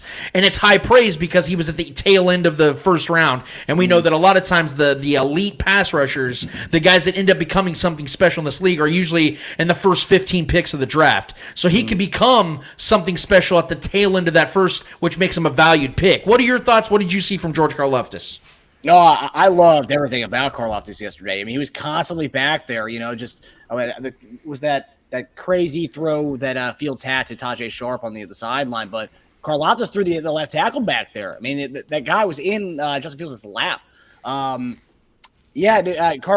he looks amazing. I know that some of the draft, the experts out there were saying, project guy, but he could have a role with as a pass rusher, as a late first, early second round grade. It's well, maybe not a 15-sack guy this year, or maybe I think a couple years we could see that from him. But right away, I think with Dunlap, Clark, and him, I think our pass rush is so much. It went from one of the weaknesses to our team. Adding Dunlap was such a big deal because it takes the pressure off Karlaftis. First round, everyone's got a little bit of pressure, but it takes the pressure off Karlaftis, where he can just go out and ball, because we're not expecting it from him. We now have with Clark, with Dunlap, and Clark looked fast yesterday. I don't know if you saw that. We only saw a little bit of him. He looked faster than since we've had him. I mean, this looked like maybe first year Clark, like the first couple games of the first year we had Clark, because really Clark hasn't really obviously lived up to expectations. He spoke about that, but. It's this gone from already last year. When we picked up Ingram, I remember everyone was like, "Oh man, our pass rushing defense looks great." We're already better than we were last year with that Ingram, because Ingram Dunlap came in and replaced Ingram, right? We didn't have a Karlaftis, but now we have Karlaftis on top of that Dunlap, on top of Clark, and on top of whatever we can get from Mike Dana. Joshua Caindale, I don't know if we're going to get much out of him. I didn't really see much coming from him yesterday. But again, Karlaftis looks good, man. I think it's we talk on our show a lot about having a guy who's like a kind of a grinder type, right? A guy who's just nonstop going to be back there, just all day yesterday when Karlaftis was in, whether it was a pass rush play or running from behind to chase down a running back. Karlaftis was in the camera and in the TV all day for every time he was in there. So that's something I noticed. Last year you saw where Clark wouldn't run on backside of plays. Karlaftis, maybe it's the young rookie in him, but he's just running constantly. Karlaftis was in the TV all day yesterday, and so I just think we haven't had a guy with a high motor like that who's nonstop in a really long time. Was the last DN that we had? Was it Tamba? Obviously, yeah. Tamba was probably the last one we had like that. Not saying Karlaftis is going to be Tamba, but to have a motor like that, because we watched the Bengals game. I remember JD said, "I want a guy like that. I want who are their two ends? Trey Hendrickson And then who's the other guy on the other side? Hubbard. Bengals. Somebody good. That's all I know. Yeah, well, it's two guys that was nonstop. They may not be the fastest guys, but they were nonstop back there all day, just getting pressure with 3-man fronts, and they were getting pressure on Pat. And so if we can get a guy like Carlos can be anywhere like that, I think we're gonna be. It's gonna be fun to watch. And I think defense. There's not a lot of expectations for our defense this year, but one thing I'm gonna be so excited to watch our defense this year because it's just so young and fast. And what I saw yesterday, man, give me that all day. You know, what you guys mentioned, Justin Reed, getting the tackle on one of the first plays out there, and then he was blitzing on the next play, and then you had Willie Gay making the backside tackle. I mean, it's just gonna be really fun to watch. I'm probably more excited to watch our defense this year just because there's so many unknowns and there's so much youth on that side of the ball, and I'm just really curious to see how the defense looks. I'm just really excited. Marcus, I'm glad you brought that up. That's something I've been preaching on the show as well about the focus has been so much on losing Tyreek Hill as opposed to what they gained on defense through that trade. Like, it sucks. You never want to lose a Tyreek Hill, talent. He's unprecedented. He's great. This offense has been elite. And it's been a large part thanks to what Tyreek Hill has contributed to it. He's made incredible plays throughout the postseason. I mean, we're going to miss him. But this defense got significantly better, both athletically, younger. The youth is a big thing. You want to have young defensive players to mold their minds and shape them and to get them in focus, but also just the ability to make up ground. And we know this is a game of inches, and George Karlaftis had mentioned that multiple times after the game yesterday. These guys get it. And I think Brian Cook, seeing him what he did on special teams, seeing Leo Chenal lead the team in tackles yesterday. Like, this defense, I'm with you, man. I'm lockstep with you on this, that I think that they have the right pieces in place. Will there be games where they look lost or they look like they don't have it because a team is just simply beating them? Yes, that's going to happen. It's a long season. But at the end of the season, when the Chiefs need them to rally around each other and to get things going, to get a big third down stop, it's going to happen because they're going to get it done. They have the guys in place. But somebody that I want to talk to you about on the offensive side, I said a couple weeks ago after I got back from Chiefs camp, I don't know what's going to happen. I have no idea when it's going to happen, but it's going to happen. Sky Moore is going to be special in this league. Yesterday, he showed us a glimpse of it by toe dragging catch on the sidelines like he did. Shane Buechele gave him an opportunity, and he took full advantage of it. What I loved about it was the instinctual aspect to it all, where he never looked at the sideline. He never looked around himself. He never got his eyes off the ball. And he went up there and got the ball, pinpointed the ball, got the ball with his hands, didn't let it come to his chest, got the ball, and immediately stomped that right foot, drugged the left foot. He, to me, looks like a rookie with fifth-year ability. He is a guy that looks like he's ahead of his time. He's already getting the offense down, according to multiple reports and his own testimony. He's got this down. I think he's learning this offense faster than a lot of guys. Very cerebral, has insanely big hands, is one of the best slant pattern catchers in all of college football last year. Was the best graded wide receiver against the cover two, which we all know we need more of that here in Kansas City. Man, I'm big on this kid, and I don't think he's the wide receiver one. He may not even be wide receiver two at the end of this year, but this kid's got it, Dash. I think he's got it, and I think he's going to be a big contributor moving forward this season, next season, and seasons beyond. I think this guy's got it, Dash. What do you think? I'm right there with you. Again, preseason, and he's playing with the quarterback that he won't be playing with when he does get playing time this year. But there was that one. You talk about the toe drag he had, but it was a slant route that he had yesterday. Was it Henny or was it Boucher who threw it to him? Buechele, yeah. Okay, so that right there. I mean, I was watching with my brother, and I was like, what does he look like to you? I was like, he looks like Golden Tate, like prime young Golden Tate right now, and like Golden Tate had some good years, man, playing the slot, and like if that is what he is for us, our slot guy, and maybe not wide receiver one, but a guy who can play in the slot and to do the things that we haven't had over the last few years. Yeah, we had Tyreek Hill, we had Travis Kelce, but we never had an underneath guy. Matter of fact, what was the last underneath guy we had who can move the chains like that? I can't even remember because we literally gone from Bo to him to Tyreek, and now we finally have that underneath guy with the possession guy, which I can't remember. We haven't had a possession guy in the last like 20 years. I can't think of one at least. Yeah, no, Sky Moore, I think and you put him with I mean, obviously I don't know what's going to happen with our wide receiver one situation, but you put him with Juju this year. I think Sky Moore, man. I'm really excited about Sky Moore because I think he's going to be a possession guy that we haven't had in a long time, and I think you get rub routes with Juju and him and Kelsey, just getting him involved in the offense this year. And like you said, he's getting the offense down. You can kind of see that on the field, and he's just playing. And I think that the fact that he's already playing, like, because he already has the concept down and everything, I think that, I think the sky's the limit for him, no pun intended. And I know it's been a common joke made with Sky Moore. No, you lean into that shit, Dash. You lean into that. I do think that Sky Moore is going to be one of the guys in the draft. Like, wow, damn, I can't believe he fell to Kansas City. And a lot of mocks had him go in the first round. So it's like, I was surprised he fell as long as we did. And I remember when, as our pick was approaching, it's like, are we going to trade up for a receiver? Are we going to trade up for a guy? Like, and then we ended up getting Sky Moore. It's like, no, we knew we knew that he was going to fall, and we got Sky Moore, man.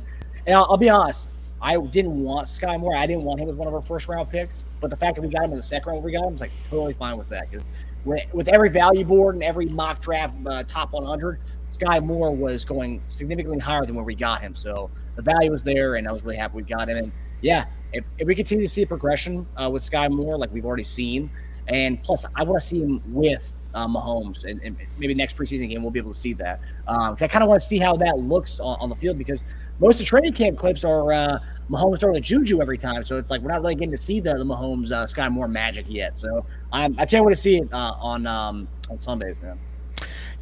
We talk about how Patrick Mahomes gets a golden opportunity this year to in some narratives. Tyreek Hill helped him be this great player, and some of that is true. I think it's a lot easier to have a Tyreek Hill than to not have a Tyreek Hill and succeed.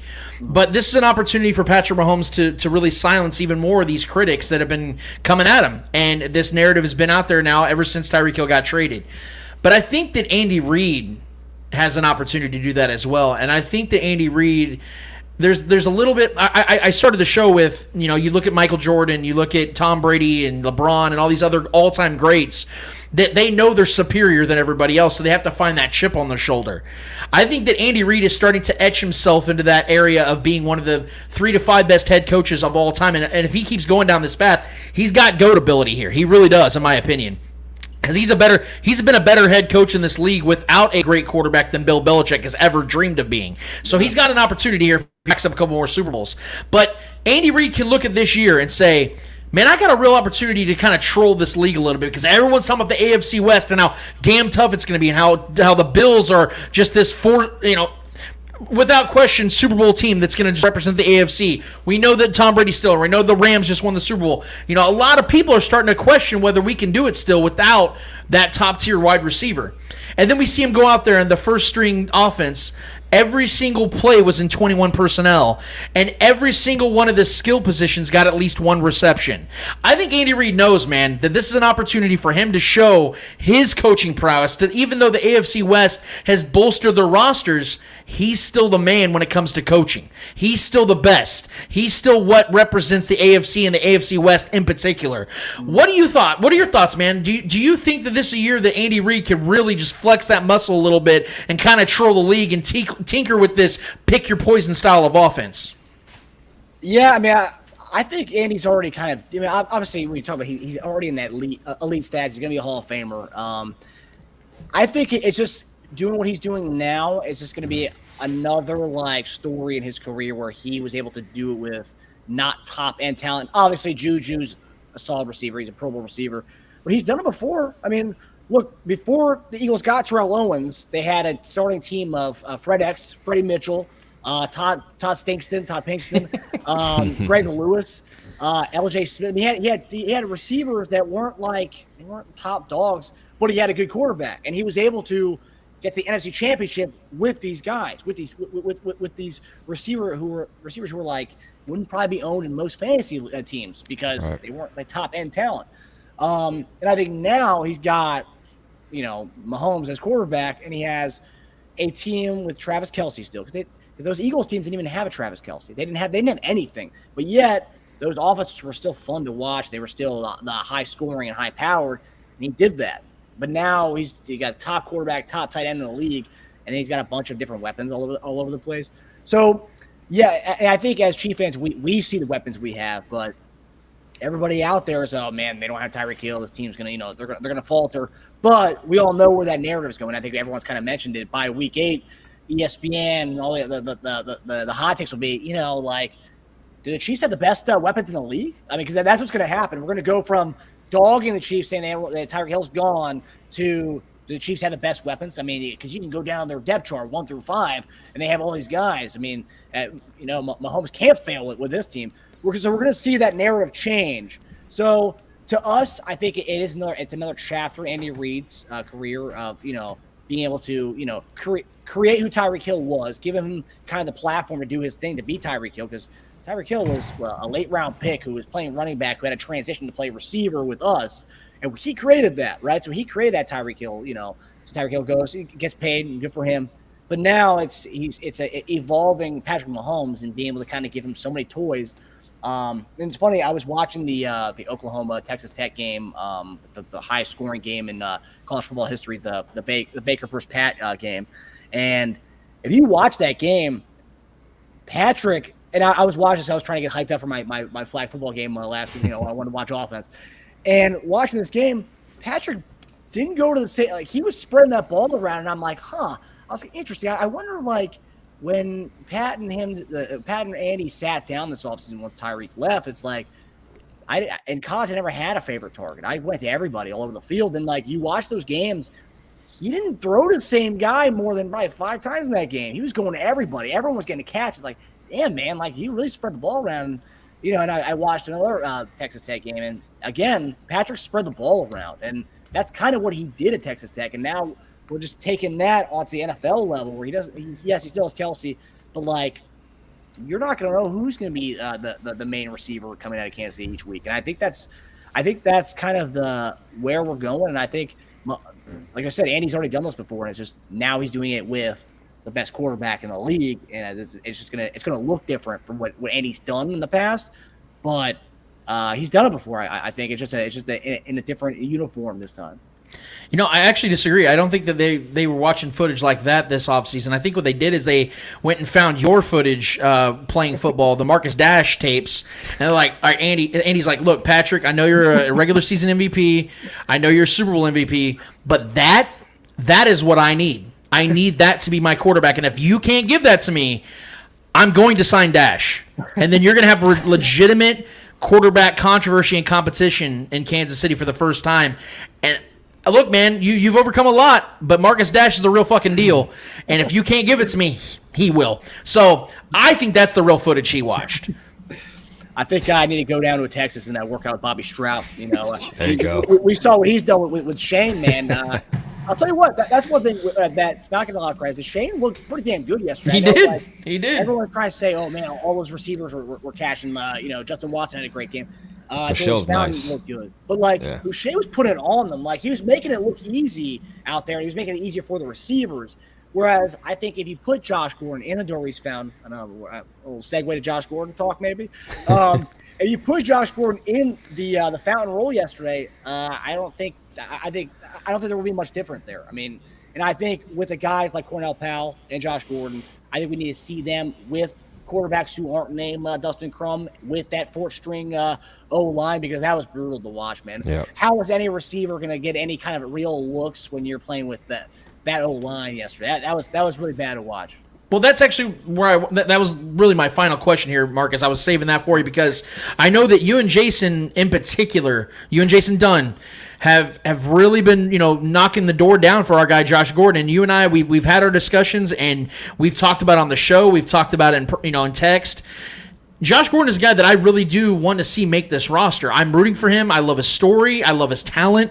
And you're right. There's validity to that he didn't really get an opportunity to play with the better quarterbacks on the team, if you will. Dustin Crum looked absolutely lost, and that offensive line was just inept. So you're right. There were a couple throws that I thought that Josh could have maybe got his foot, a little closer into the field than he did. But you're right, man. I do agree there are validities to that. But there is a reality to all of this. And at the end of the day, I think it's by August 16th, if I'm not mistaken, the Chiefs need to gut down from 90-man roster to 85 or 93-man roster to 85. I want you to being somebody that has been so big on Josh Gordon to talk me and other people into that think his days are numbered in Kansas City, because as much as I love the guy, as much as I love his story, I'm really looking at where he fits. And if the Chiefs are keeping 5, maybe 6 wide receivers on the roster, I want to know why Josh Gordon needs to be one of those 6 or one of those 5, and how he's going to contribute to the team. So, I mean, a big part of that, right? So, like, everyone wants to base on, what Josh did yesterday. And it's not fair to base what you saw at Josh.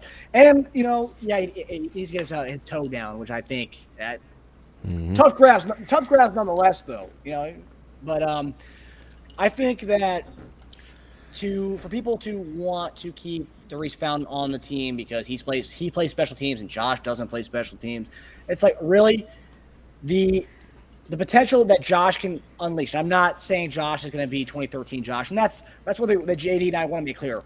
We're not saying that's going to be 2013 or 2014 Josh.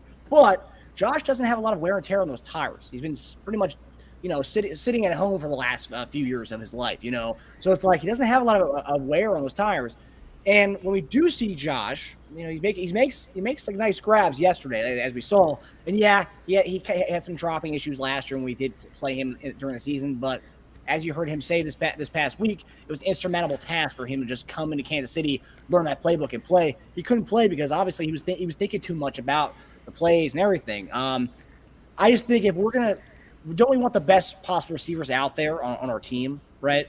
So, and I'm not knocking Daurice Fountain. I just think that Josh has more of a game-changing ability than Daurice Fountain does at our 6 receiver. If we do keep 6 receivers, which JD thinks we're gonna keep 6 receivers, end up maybe even 7, he said. But I don't know where we're gonna find the numbers to allow 7 receivers. But I think 6 is where we'll go. And I just think that, special teams. Obviously, we need as many special teamers as possible. But I think are we gonna let a guy like Josh Gordon go, who could be a game changer on offense? If barring injuries, he can come in. He can come in and play in the red zone. I mean, there's so many things that Josh can do that Daurice Fountain can't do.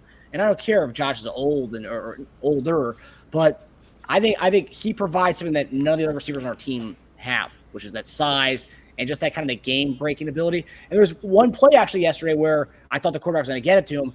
He freaking was wide open, had this amazing route on one of the 4th-string corners on the Bears, wide open. But then the pocket collapsed on Crum, and obviously he was a cookie crumble yesterday. But I just think before we cut Josh Gordon and Cornell Powell, and I believe obviously August 16th is a deadline coming, so a lot of our guys that we're rooting for are going to be gone.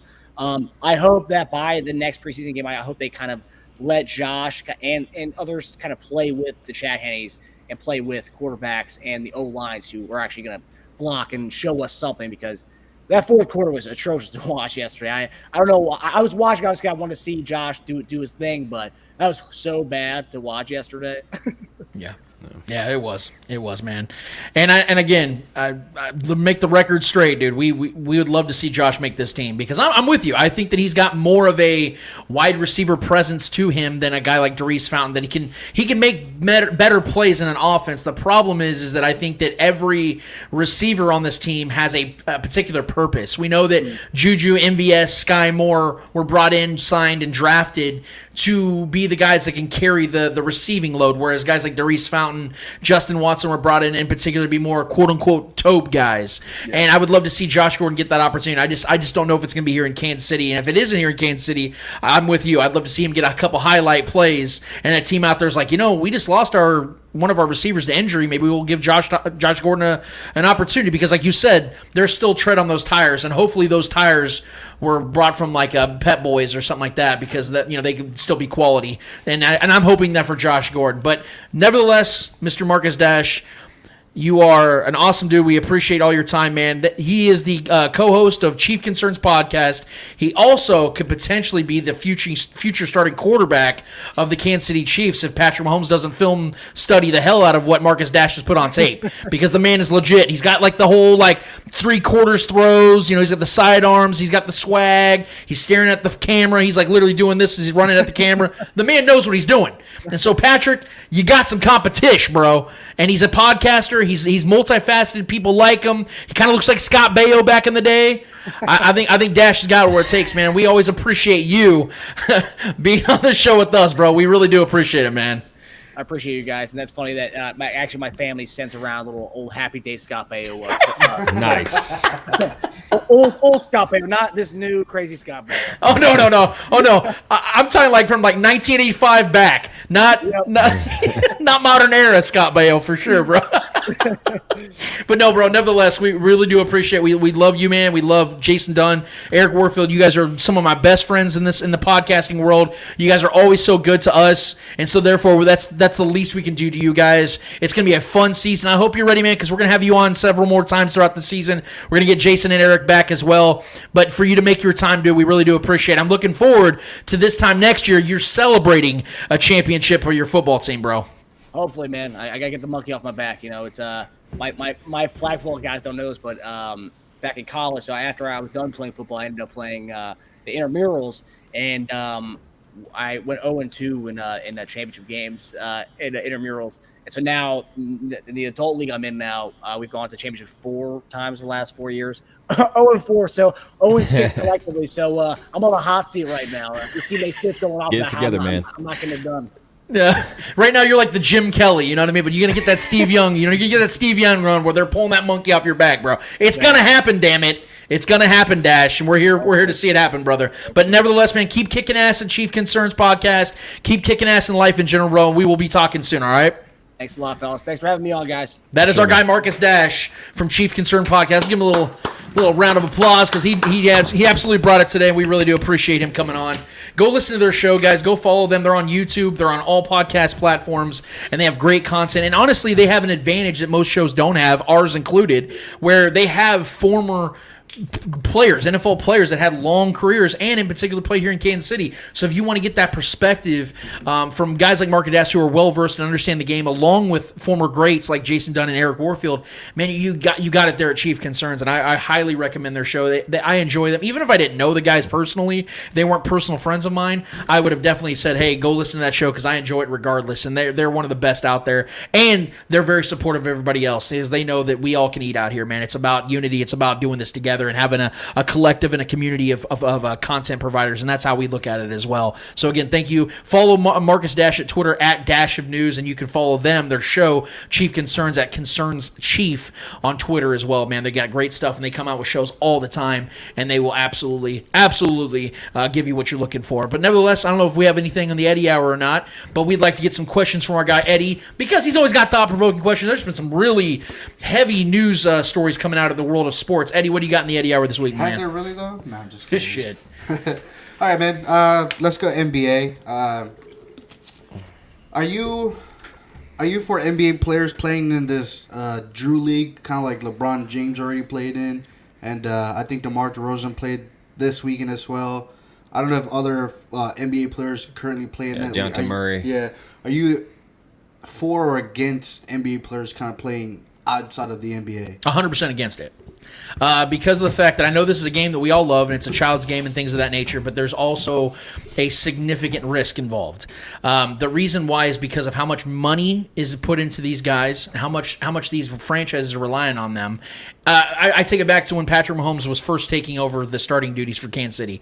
We saw that video of him at Lifetime playing basketball, and I was terrified. Not that he looked good. It was fun, and it was cool, and, him and Cheetah and all the guys are out there playing, and it's like, oh, that's cool, whatever, pick up guys, and, having fun. Yeah, that's extremely dangerous and irresponsible, and that's why Brett Veach put it into that immediately, because of the fact that you can look at this as me just being super paranoid or, oh, you can't take any risks, you got to live life. That's true, but you're a paid athlete. And at the end of the day, your body is what makes you money, and your body is what makes success happen for you and your team. So you can't be putting yourself in the line of risk and the line of danger outside of that, because we know the games they play are already violent. It's collision sports. It's strenuous on your body as it is, and it is fun to do these things, but that isn't what you're paid to do. You are paid to keep yourself safe and responsible and being able to give it your all for your team.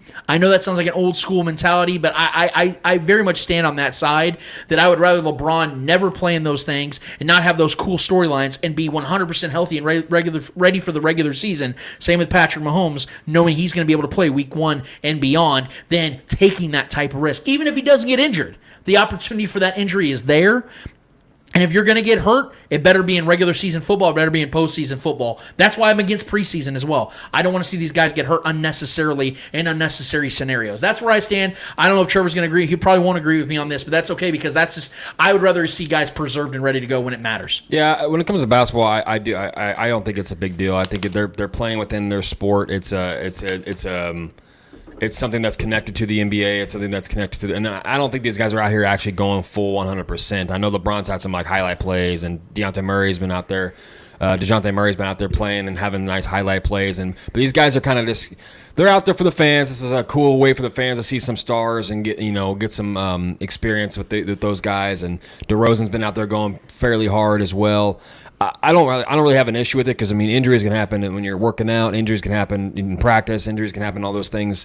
With NFL, it's a little different, just because it's a much shorter season, and you're far more likely to get injured at any moment in those kind of games. Pickup basketball is a little different. I know you can jam a finger, or you can literally tear an ACL or something like that. But those are kind of freak things that can happen at any moment. You can tear an ACL walking down the street sometimes. So. I don't really have an issue with it, honestly. I think, especially with LeBron's one of those guys that doesn't ever stop. If LeBron wasn't 100%, he wouldn't be out there. If he needed to recover or something, I think and plus, LeBron didn't really have the postseason that he normally has, so this is like normal for him. He doesn't stop, really. So his kind of offseason, LeBron is always going. So this is kind of LeBron's way of just kind of extending and heading and keeping that body ready for the season. I think it would actually hurt LeBron more if he took more time off. I think that's kind of where his body's at. The older he is, the more his body is going to sit there and become more inflamed. And that's kind of actually scientifically how it goes. Like sometimes when you take too much time off, your body actually becomes acclimated to that rest instead of it being constantly ready for battle. So I think a lot of these guys, and there's not a lot of stars out there. It's only a few of them. So I don't really have an issue with it. I know a lot of the guys that are out there playing are worth a lot of money. DeMar DeRozan just signed that new Nike deal to represent the Kobe brand, which is incredible, and happy for him. So there's a lot of that as well. But as far as LeBron out there, LeBron's always done this. LeBron's always played a lot of pickup games and off-season stuff where if he's not in the postseason, which he normally is, that's, if you consider that, he actually played way more into the postseason than you compare that to this. This is, I know these games don't matter. The postseason games matter, but I just don't really, when it comes to pickup basketball, it doesn't really matter to me. Nice. I forgot to turn on my mic for asking that question, but it's okay. You don't want to hear me. Mine probably picked you up. Yeah, you This is don't our want. first show. You don't want to hear me asking that I question. remember my first beer. All right, man. Staying in the NBA, Bill Russell's number 6 will be retired league-wide. Thoughts? This is the most literal, pun intended, slam dunk move the NBA could have made, because of the fact that it was great to see other like all-time greats like Magic Johnson proposing this idea to the NBA, which I think the NBA was going to do something like this anyway. But to see him come out and say something like that it shows you just the magnitude of how important Bill Russell was to the league and to the individuals that he impacted throughout the years. You saw him in 1963 with Muhammad Ali and Jim Brown and Kareem Abdul-Jabbar standing in unison and defending Muhammad Ali for the decisions he had made for his own personal life, all the way until like when you saw Kobe Bryant at the end of his career, when him and Bill Russell are embracing, and how Kobe told him that, hey, I read your book, that's why I have the mentality that I have, and Bill Russell chiming into him and saying he's so proud of him, like a father figure to so many of these men, whether they had real fathers or not. Bill Russell was that lighthouse, that refuge for these guys to go to. That's why I love the fact that Bill Russell, even at his advanced age, way into his 80s, would always be there to hand over his trophy to the MVP of the finals. That was his trophy to give, and he would travel at 80s, in his mid 80s, would still be out traveling to the both coasts. Like even just this last year, he had go to Golden State all the way back to Boston. Like that's literally going across the country. And at his advanced age, most people would never have dared to do that, but he wanted to be at every game to be able to the potential of giving off that trophy, and he did just that. He is one of the single most important sports figures in the history of our country. This man went through so much stuff that I don't even want to specify on the show, the torrential racism, just how horrific people were to him, even in his own city of Boston, where he was a god figure. People were doing horrific things to his home, to his family, to him, and to be able to withstand all that and still be such a sweet human being. We lost a great human being, man. We lost a great figure to the NBA, and we will forever pay homage to what he was to this league. Yeah, so first of all, rest in peace. I mean, it's one of the greatest, like you said, sports figures and pivotal figures in sports in general. Paved the way for the likes of the Kareem Abdul-Jabbars and other guys to become the next great bigs. Right, so he paved the way not only for African American athletes in this sport, in particular, from all the normal white players that is running around at Chuck Taylor's. He was kind of one of those guys that came in and changed the game of basketball forever. Say what you want about him as far as like what era he played in and how he dominated a kind of watered down league, whatever it was. He dominated the league he was in. He played the card. He played the hand he was dealt.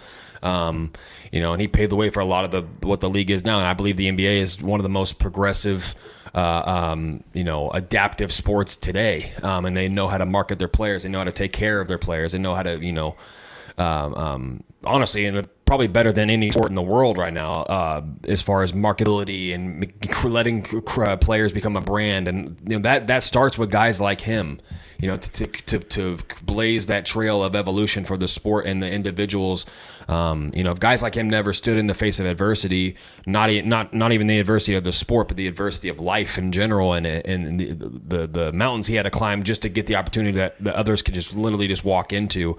Guys like him paved that way, and I have nothing but admiration and respect, and my condolences to his family and the legacy that he, has laid forth for his family, the generational wealth he created for his family. That's a resume that's damn near unmatched, and for a lot of people. So I love the idea that this is what I'm saying. The NBA takes care of their players. This retirement of number 6 is a huge thing. That banner is going to be hung in every sports arena, every basketball arena. So I love that. I love the idea. I love what Adam Silver is doing with that. And so I mean, nothing but respect and love to him and his family. I love the story that the MLB retired Jackie Robinson's jersey number league-wide for obvious reasons. And now the NBA has done the same for pretty much the same reasons, both breaking the color barrier, in their respective sports, becoming the figures that they became to their sport. Much respect for the NBA, for the MLB. Truly tremendous honor for what they did on that. Absolutely. Sticking with the NBA, the other question I wanted to ask you guys is thoughts on Kevin Durant pretty much telling the owner it's either me or the GM and coach. As I told you when I first got the news, I sent it to both of you guys, and I said 2 words: he gone. He's gone. This 100% tells me that his first attempt to do it the way he did it initially, with Joe Tsai meeting with him and asking for a trade, that was Kevin Durant trying to hold this down professionally. Like, look, I know I have 4 years left on my deal. I'm not happy here. This isn't what I was looking for. This isn't what I agreed to. Basically, I would appreciate it if you traded me to the list of these teams. And when that didn't go anywhere, and you saw the whole noise with Kyrie continue. He opts into his contract. Things of that nature start to happen. You see that Joe Tsai is not really entertaining some of these incredible trade packages that a lot of teams are putting together, and the hesitancy from other teams about, hey, we're not trading our entire franchise away for a 34-year-old injury-prone at this point. Great player, albeit, but he's older and he's injured a lot. He's missed almost 2 full seasons previous to this last year. We're not doing that because it doesn't make sense for us. Once you saw that Joe Tsai kind of got pushed back in the corner where he didn't make that decision, and at least didn't make it in a timely manner for Kevin Durant's liking. And so now this was just simply Kevin Durant basically pulling all the cards out and saying, look, I tried doing professionally with you. Now you're either going to fire everybody that's running your franchise or you trade me. And he knows that Joe Tsai is not going to fire Sean Marks. He's not going to fire Steve Nash like that. He's not going to do anything like that. So it forced Joe Tsai to take a side, where he had to come out on Twitter and say, I back my front office, I back my coaching staff, and I trust them to be capable of all their abilities to do what they need to do to run our franchise. So that's telling us that it's only a matter of when, not if, Kevin Durant is traded. There are theories of where, and we can talk about that at another time, but he is not going to be a Brooklyn Net. It's not going to happen. Him and Kyrie Irving will not be Brooklyn Nets because of the fact that, and it's for different reasons, obviously, but Joe Tsai wants to get rid of this chaos, and Kevin Durant will literally do whatever it takes for him to get his way. And you can say it's wrong, you can say it's right, however you want to say it. The fact is Kevin Durant will get what he wants because superstar players in the NBA in particular do get what they want, and that's what's going to happen. Well, yeah, I mean, when you set the bar that high of your demands and what you want them to betray their entire coaching staff and people that they and leadership of that franchise. When you set the standard that high, it's pretty much you saying that you want out without saying it. You know what I mean? So once again, this is another toxic situation that Kevin Durant has put himself in and has contributed to. Sorry that it didn't work out with you and the new super team with you, Kyrie and James Harden. Sorry. I don't know what to tell you. Like, this is what you signed up for, motherfucker. You got two of the greatest talents alongside you on that team, and y'all failed. I don't know what to tell you, bro. Like that. This is what separates guys like Kevin Durant. I'm not shitting on Kevin Durant. He has every right to feel the way he feels, and he's one of the best players in this league. I get it. But this is what separates guys like him and LeBron, and people like try to shit on LeBron. LeBron has fulfilled every contract he's taken, and has brought a championship to every team he's been a part of. Right? This is and KD is just kind of flexing this power that he has, but it's really not even his. Like, the resume he has is stacked because of other people, not because of him. It's just is what it is, man. His resume is so tainted by jumping aboard an already a championship team and then going to have championship prowess teams and failing big. I just continue to lose respect for KD as a person. I love him as a player. He's one of the funnest players I've ever watched. One of the most deadliest players I've ever watched. But off the court, the guy is just a problem. He's toxic. He's an issue, man. Like, if I was him, I mean, and I get it. The Nets have to do the right thing, and he's putting the Nets in such a rough situation here because the Nets, as a franchise, don't want to show that they're going to fuck over their star talent, their players, and they also don't want to show that any coach candidates and any front office people that want to come and be a part of this franchise who's still rebuilding and still trying to make the Brooklyn Nets a thing. They don't want to show that anybody they hire into that front office or head coaches or part of that coaching staff that they're going to just can your ass because a player wants you to do it. So they have to kind of play both sides. There's a gray area they have to meet here. So most likely Kevin Durant is going to be gone because I think he's made that case pretty clear that he wants out, and he's setting the bar so high on what he wants to even be a part of. And if we're being real, it's stupid because he's making very clear enough that he doesn't want to be there, because if they get rid of all the coaching staff and Steve Nash is gone, who are they going to just bring in that's going to change the culture? Is that going to attract a bunch of other star players to come and play in Brooklyn? No. Everyone knows that. So KD is going to be gone. It's just a question of where he's going to land and where Kyrie's going to land. I think it's in Lakerville most likely. But, this situation is just it's tired at this point with Kevin Durant, man, if I'm being honest. Like, the guy is so great on the floor, but, like, everywhere he goes, it's a constant problem unless he's getting carried by, the likes of Steph, Clay, and Dre. So, yeah, he's gone. He gone. He out of here. All right, 2 more questions. Frank Gore dragging a naked woman in a hotel hallway is pretty much that was the headlines earlier this week. I asked you guys if this shit was real. You guys were like, "Oh no, yeah, that's." I was like, I want to get your thoughts on that whole situation. Everything I've read, it seems to be a very valid report. Whenever things like this come out, I'm always I try to be slow to react to them because you don't know the full story. In fact, you may never really know the full story. But what I will say about this is the fact that I think that Frank Gore doing this, it's pretty obvious. I don't really need to expand on it. No matter what took place, unless she was trying to kill him or assault him, there is no excuse for Frank Gore doing something like this. Any man or any person, for that matter, to do something like that to somebody else. And I think that for us to speculate on what the causation of it all was is irresponsible on our behalf. All I can say is what I do know about it. It is shameful. I'm a massive Frank Gore fan. I think he is one of the greatest running backs to ever live. A lot of people, for some reason, are slow to give him that credit or respect, even though he's literally third all time in rushing yards.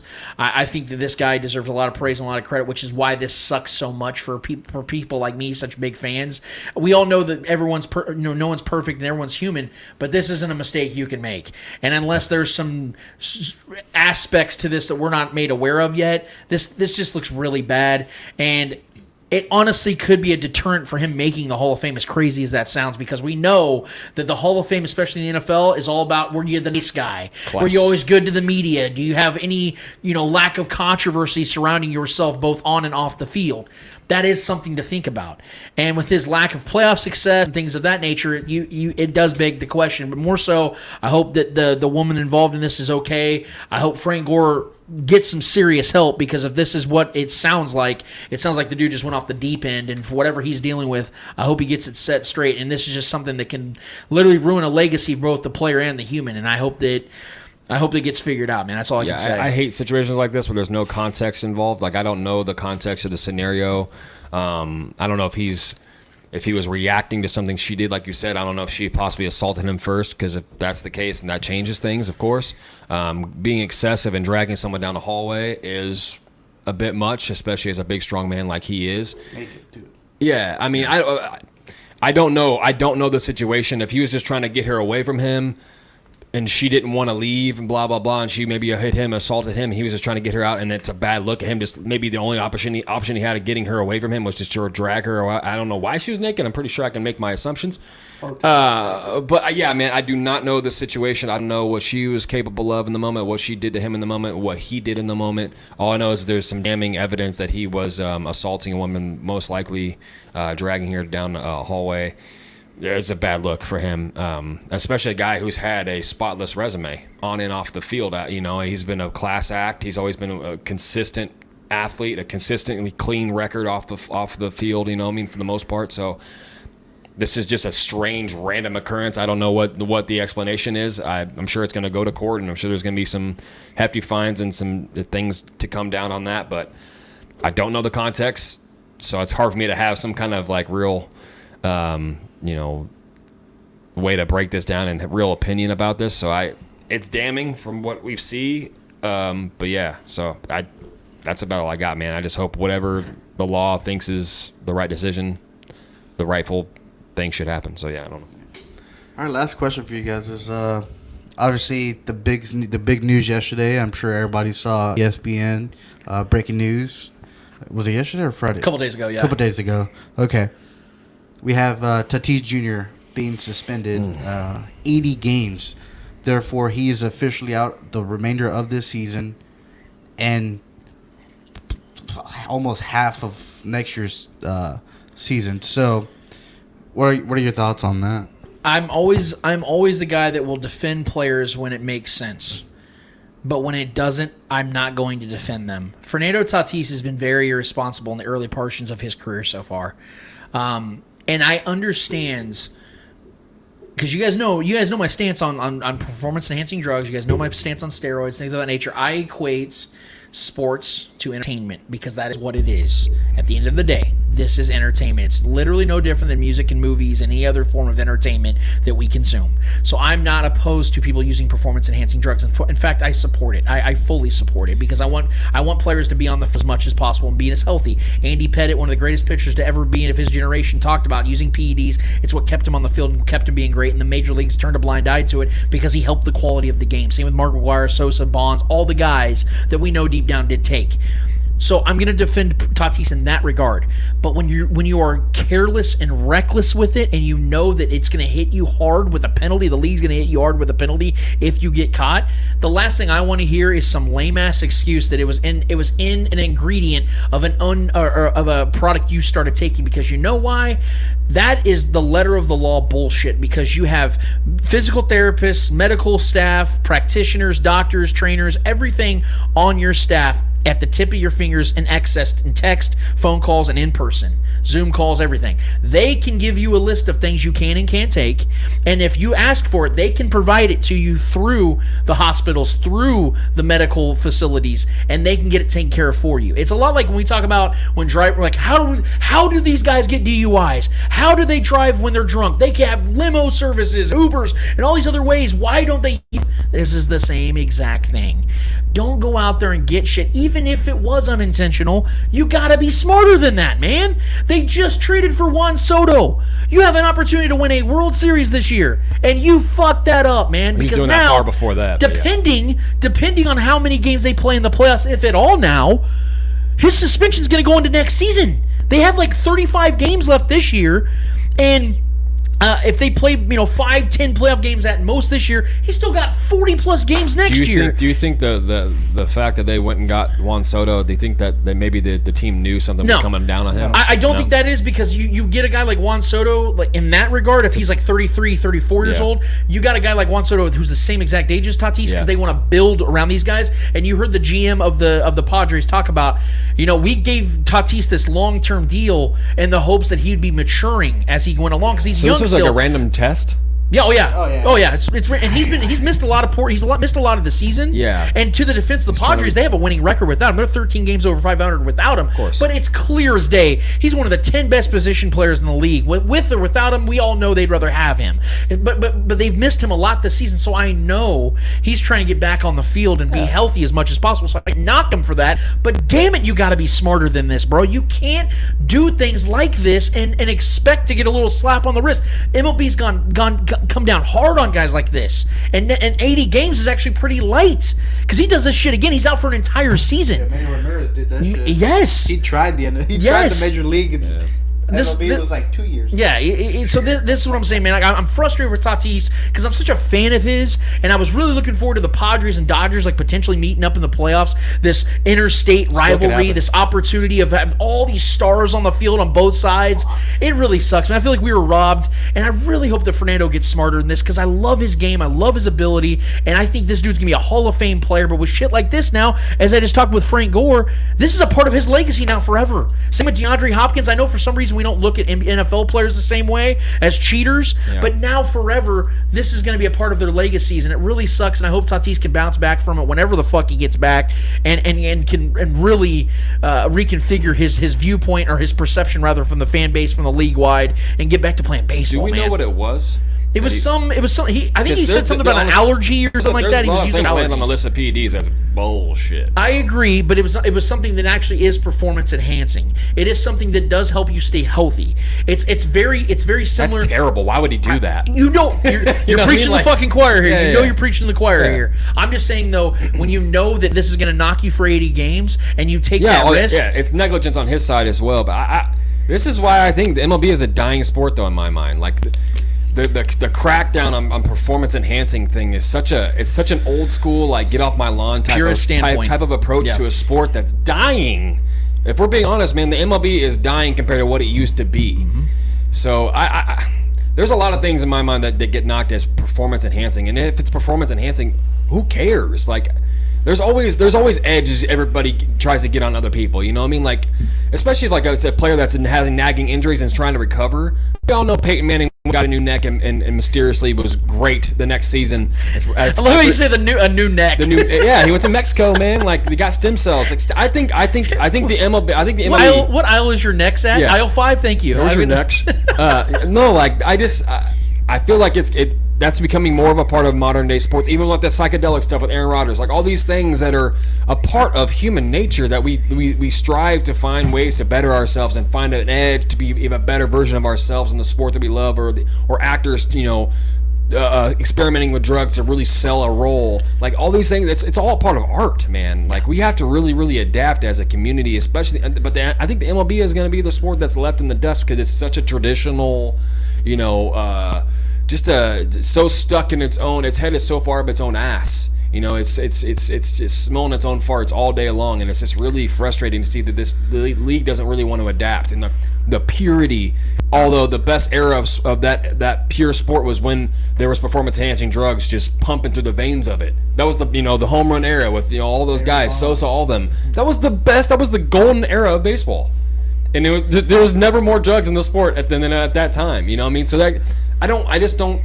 If it's a safe thing, if these players can take safe things and it doesn't affect their personal health, longevity, and vitality, all these things, I don't understand why it's such a frowned on thing. But 88 games? 80 games. 80 games. That's rough, man, for a young guy like that. Granted, you have to play within the law of the sport that you're within, and I get it. That's negligence on his side, but I really think this is a call to the MLB. If they really want to showcase their young players and market their guys, like cracking on stuff like this is just, and especially random tests and I don't know. I'm already kind of an outsider with the MLB. I don't like the way they do a lot of things in that sport. It's a great sport, but like a lot of this, the politics within it is just really frustrating, and it really kills the marketability of their young, talented guys. So he took medicine that contained clostebol, and it is a synthetic. Steroid. It's a synthetic anabolic androgenic steroid that essentially mimics testosterone. Yeah, so he's just trying to recover, and he was juicing. That's pretty much. He was, yeah. It's exactly what pretty much DeAndre what that Hopkins. is. We talked about DeAndre Hopkins when he got hurt in November. Yeah. All of a sudden, that test comes positive right at that time There's he a was pattern. hurt. Yeah, exactly. And I just don't have a problem with that. I don't either. Guys You are know trying I to- don't. You if know guys I are- don't. Why? I mean, and dude, I was listening to a couple podcasts. Like the NBA is actually really lenient on that. When guys are hurt, there's actually, I've heard reports that they allow guys to take certain types of steroids and testosterone to help recover and get them back. Dude, as much as we That's praise only LeBron, good for the product. as much as we praise LeBron, are we really going to sit here and pretend like course. he isn't helping him? I'm not sitting here saying, hey, let me He's clarify. juicing. He Let me spends $1 clarify. million on his body I'm not saying every LeBron offseason. You don't takes. think I'm not saying LeBron takes roids or anything. I'm saying that juicing. clearly, to your point, There's Trevor, the NBA testosterone, is especially allowing him in his these, older yes. age. There's testosterone. That is a star-driven Boozing. league. We all know that's a star-driven league. You got to have your stars out And there. it works. Yes. Like, look at the NBA is thriving right now with marketability and sales and shoes and podcasts and all these Yeah. things. Like, it's adapting to the times, man. Like, and it's a part of art. And I think the NBA is one of the best at showcasing their guys. And I think the MLB funny. can definitely learn from that. I'm reading this article, and it says that the reason why the MLB start cracking down like on steroids is because the MLB home run record was broken twice in the span of 3 years. Yeah, and then Jose But then Canseco. they changed the baseballs Well, up to where they're more easy. Yeah, you know? yeah, exactly. Put a pill in it, and then Yeah. Jose Canseco came out and became a whistleblower. He became like the Snowden of MLB, and then that's when like, oh, we got to care now. Yeah. We got to care now because the purists. Yeah. The purists, like that's what they're worried about. For some reason, MLB they're more worried about the people they're going to watch anyway than the people that aren't. Like casuals are the ones you need to go after. That's why the NFL is so great. Yeah, it's the because numbers. you get them with fantasy football, you get them with betting, you get them with all the other intricacies outside of just the game that people want to flock to it. Like people that don't even follow the NFL very exclusively play fantasy football. They bet on games. Absolutely. They may not even care about the funniest thing NFL, but about they all want to that make is money. You know, Baseball was the original fantasy sport. Exactly. Everyone used to bet on baseball and Dude, play baseball fantasy. is America's pastime. It's the first great sport of this country, and they have found a way to squander it. 2 years as points about how the NBA is lenient on rules like that. The NFL gets marketing. They get the how to get the casuals. Baseball is so concerned about protecting the integrity of the game. There is no integrity of the game because back when Babe Ruth was playing, the dude was slamming hot dogs and whiskey in the dugout and having sex with women in the clubhouse. The good old There days. was no one. Yeah, exactly. The damn good old days, boy. We always great run around days. like this, and you know, have wool jerseys on, like you know. It was yes. There was never a time where the game was the good old days. There was never a time where I this was think- actually a thing. Now it's pure, okay? Yeah, now it's purify the game. I think the MLB could find a way to allow certain performance PEDs. It's like such a curse word. I don't understand it. Like there's in normal life, it's not even a big deal. People like any guy over 40 can go get testosterone to help his vitality and his overall quality of life, and it helps with everything.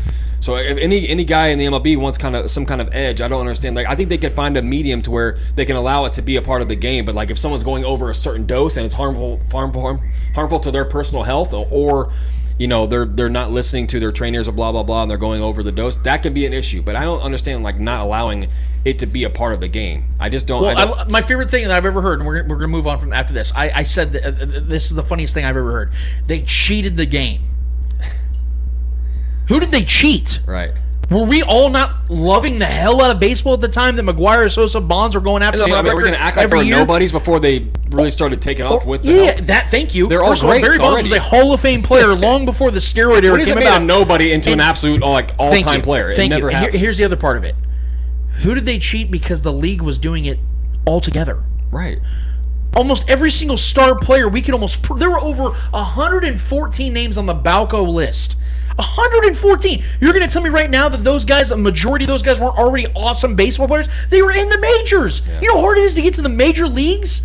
It's almost impossible. So you already have to be a badass to be at that level. So for you to use, it's for sustainability and performance. Obviously, it's going to help you hit the ball 5 or 10 feet longer. Yeah. But if you're already a guy that can hit the ball 420 feet, what difference does that make? You're already hitting home runs. Barry Bonds was already a 300 guy before we knew that he was taking steroids. Which, by the way, has never been proven. And it's funny to me that we demonize guys like Barry Bonds, who's still not in the Hall of Fame, which is unbelievably stupid. But guys like Tom Brady can still be called the GOAT when we know he has at least three different cheating scandals he's directly attached to. Isn't that funny how that works? The NFL, we don't hold that against guys like Tom Brady or Bill Belichick, who are both called the GOATs at their respective places. But Barry Bonds still can't make the Hall of Fame in the major leagues because of the fact that, well, we know he took steroids. Man, so what kind of cheating really matters? Well, some cheating matters, but some don't. It doesn't make any sense to me whatsoever, because we all know Tom Brady will be a first ballot Hall of Famer. Right. Bill Belichick will be a first ballot Hall of Famer, even though we can actually prove these dudes have cheated the game. So why doesn't that matter? It's just funny to me. But nevertheless, we have one more order of business to get to. Guys, what's it called? Hold this L! Each and every week, we finish off each and every series of every episode with a series of L's in the world of sports, whether they're friendly or not friendly L's in the world of sports. We promise you, whoever is holding those L's deserve those L's. Mr. Eddie Ortiz, Mr. Yo, who's holding the L for you this week, and why is it F1? It's not F1. I'm not gonna give a L. I'm not gonna give a W out this weekend. I'm gonna take this time and talk about Len Dawson, who went into hospice this week. I believe his wife, his family, put out a statement, pretty much saying that they they requested some privacy in this moment in time. An all-time great chief, bringing the first Super Bowl to Kansas City. Was it Super Bowl 4? Super Bowl MVP. Probably arguably the best picture you could ever. Yeah, the greatest picture. And I'm sure everybody in the NFL knows that picture of Len Dawson smoking in the locker room, just chilling, smoking on the sidelines with the Coca-Cola, with this Fresca. Yeah. It's sad. It's such a difficult time. Obviously for Chiefs fans, for football fans in general. Seeing one of the greats, a Hall of Famer, obviously be put in hospice, and I just want to take this time and I wish their family nothing but the best. My heart is with them, and yeah, he's lived a life, man. He's that guy. He's how old is he now? He's in his 80s, isn't he? I believe he's 87. Yeah. So I want to thank you for bringing that Super Bowl to Kansas City. Thank you for rooting for the Chiefs. The legend, man. Since I've known Len Dawson, he's been a Chiefs fan. He's talked to Patrick Mahomes multiple times. Patrick Mahomes actually broke, I believe, a couple of his records. So, yeah, man, it's very sad to see. But like I said, I wish his family nothing but the best.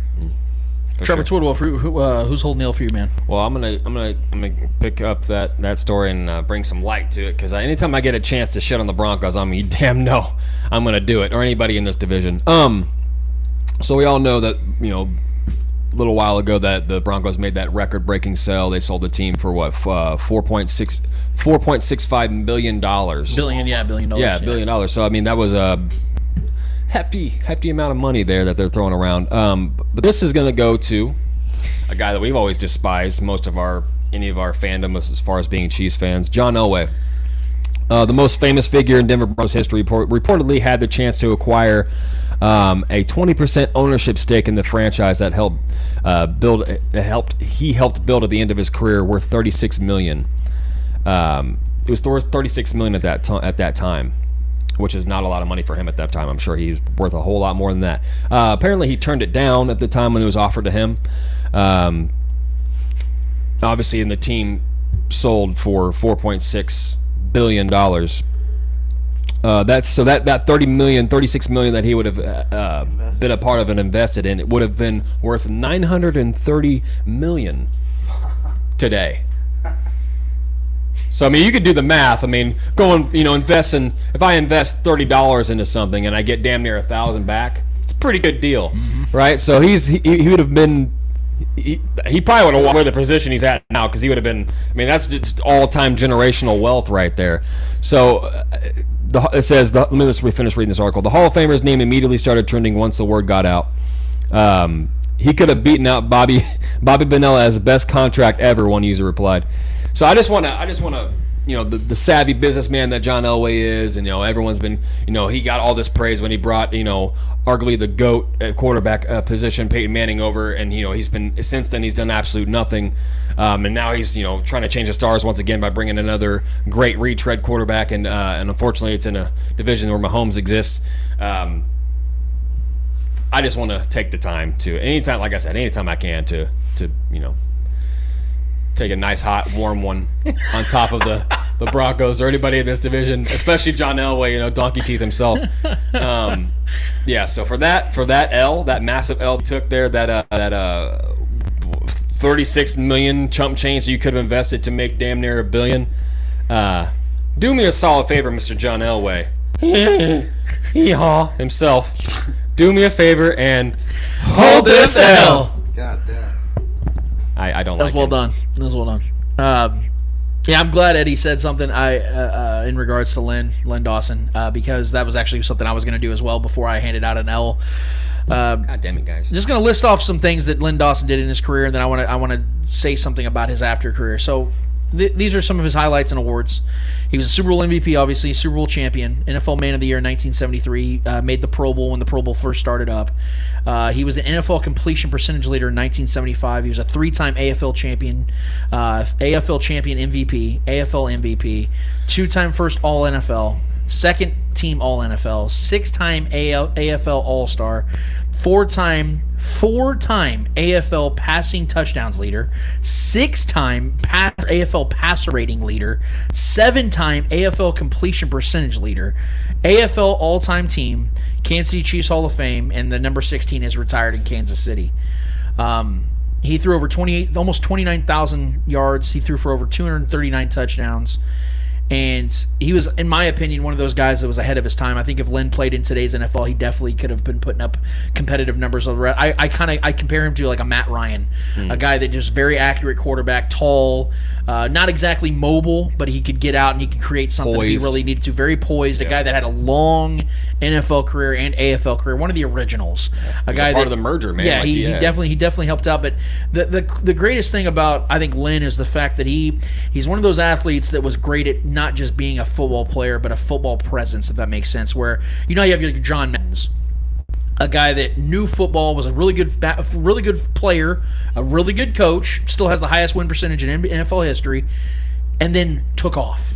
After that, he became a legend, a mogul. Now, you can't talk about the story of football without. I don't know why Len Dawson doesn't get more credit for that part of his career, because of the fact that for 40 years he was in that side of things. He was talking about the game. I remember being a real young kid. I saw the tail end of his career, but back when HBO's Inside the NFL, he was one of the main contributors to that show, and that was one of the first really groundbreaking shows where guys that knew the game really sat and talked about it. And Len was one of those first guys. He stopped doing that. He did that from 1977 to 2001, and he was on NBC's AFC coverage from 1977 to 1982, and then from 1985 to 2017, he was the color commentary analyst for the Chiefs radio broadcast team. And he did that all the way until about in 2009, he announced that he would step down from anchoring on a nightly basis, but still report for KNBC during the Chiefs football season. And so all these accomplishments I talk about from his NFL years playing, he did just as much after the game. And I don't know, like, again, I don't know why he doesn't get more praise for that, because I'm not saying he was as big of a figure globally or nationally as John Madden. Nobody was. John Madden is the reason why the NFL is what it is. He popularized the game like no one else could or ever will. But that doesn't take away from people like Len Dawson, who influenced so many people with both his performance on and off the field. And I don't want to talk about the man as if he's already gone, but we do know that those days are coming soon for him and his family. I heard from them. I never met Lynn personally, at least as an adult, but I do know the impact he had on my town, my city, and the people that I grew up admiring, because I knew the stories and what people have told me. And although the picture's real cool of him with the Fresca smoking the cigarette on the sidelines of school, what I'll forever remember about him is the fact that this man genuinely loved this city and stayed here for the better part of his entire life. And that means something to me, because I love this city that I live in. It's all I know. It's the city I'm from. It's the city I grew up in. And he has been such a key figure and a titan in this city for as long as I've been alive. And I can't praise him enough for what he did, and I wish nothing but the sincerest best for his family. So I'm just going to go ahead and double down on what Eddie said on that. I don't want to steal your thunder, but that's definitely something I definitely feel. But I also feel like giving out an L to end the show on a high note, because there's this new hype that's out there right now about the new media, right? And this is something that I'm very much enjoying. I still am a seemingly young guy. I'm in my 30s now and everything like that. But I really do enjoy this new arrogance of people that are calling this new media thing a real thing.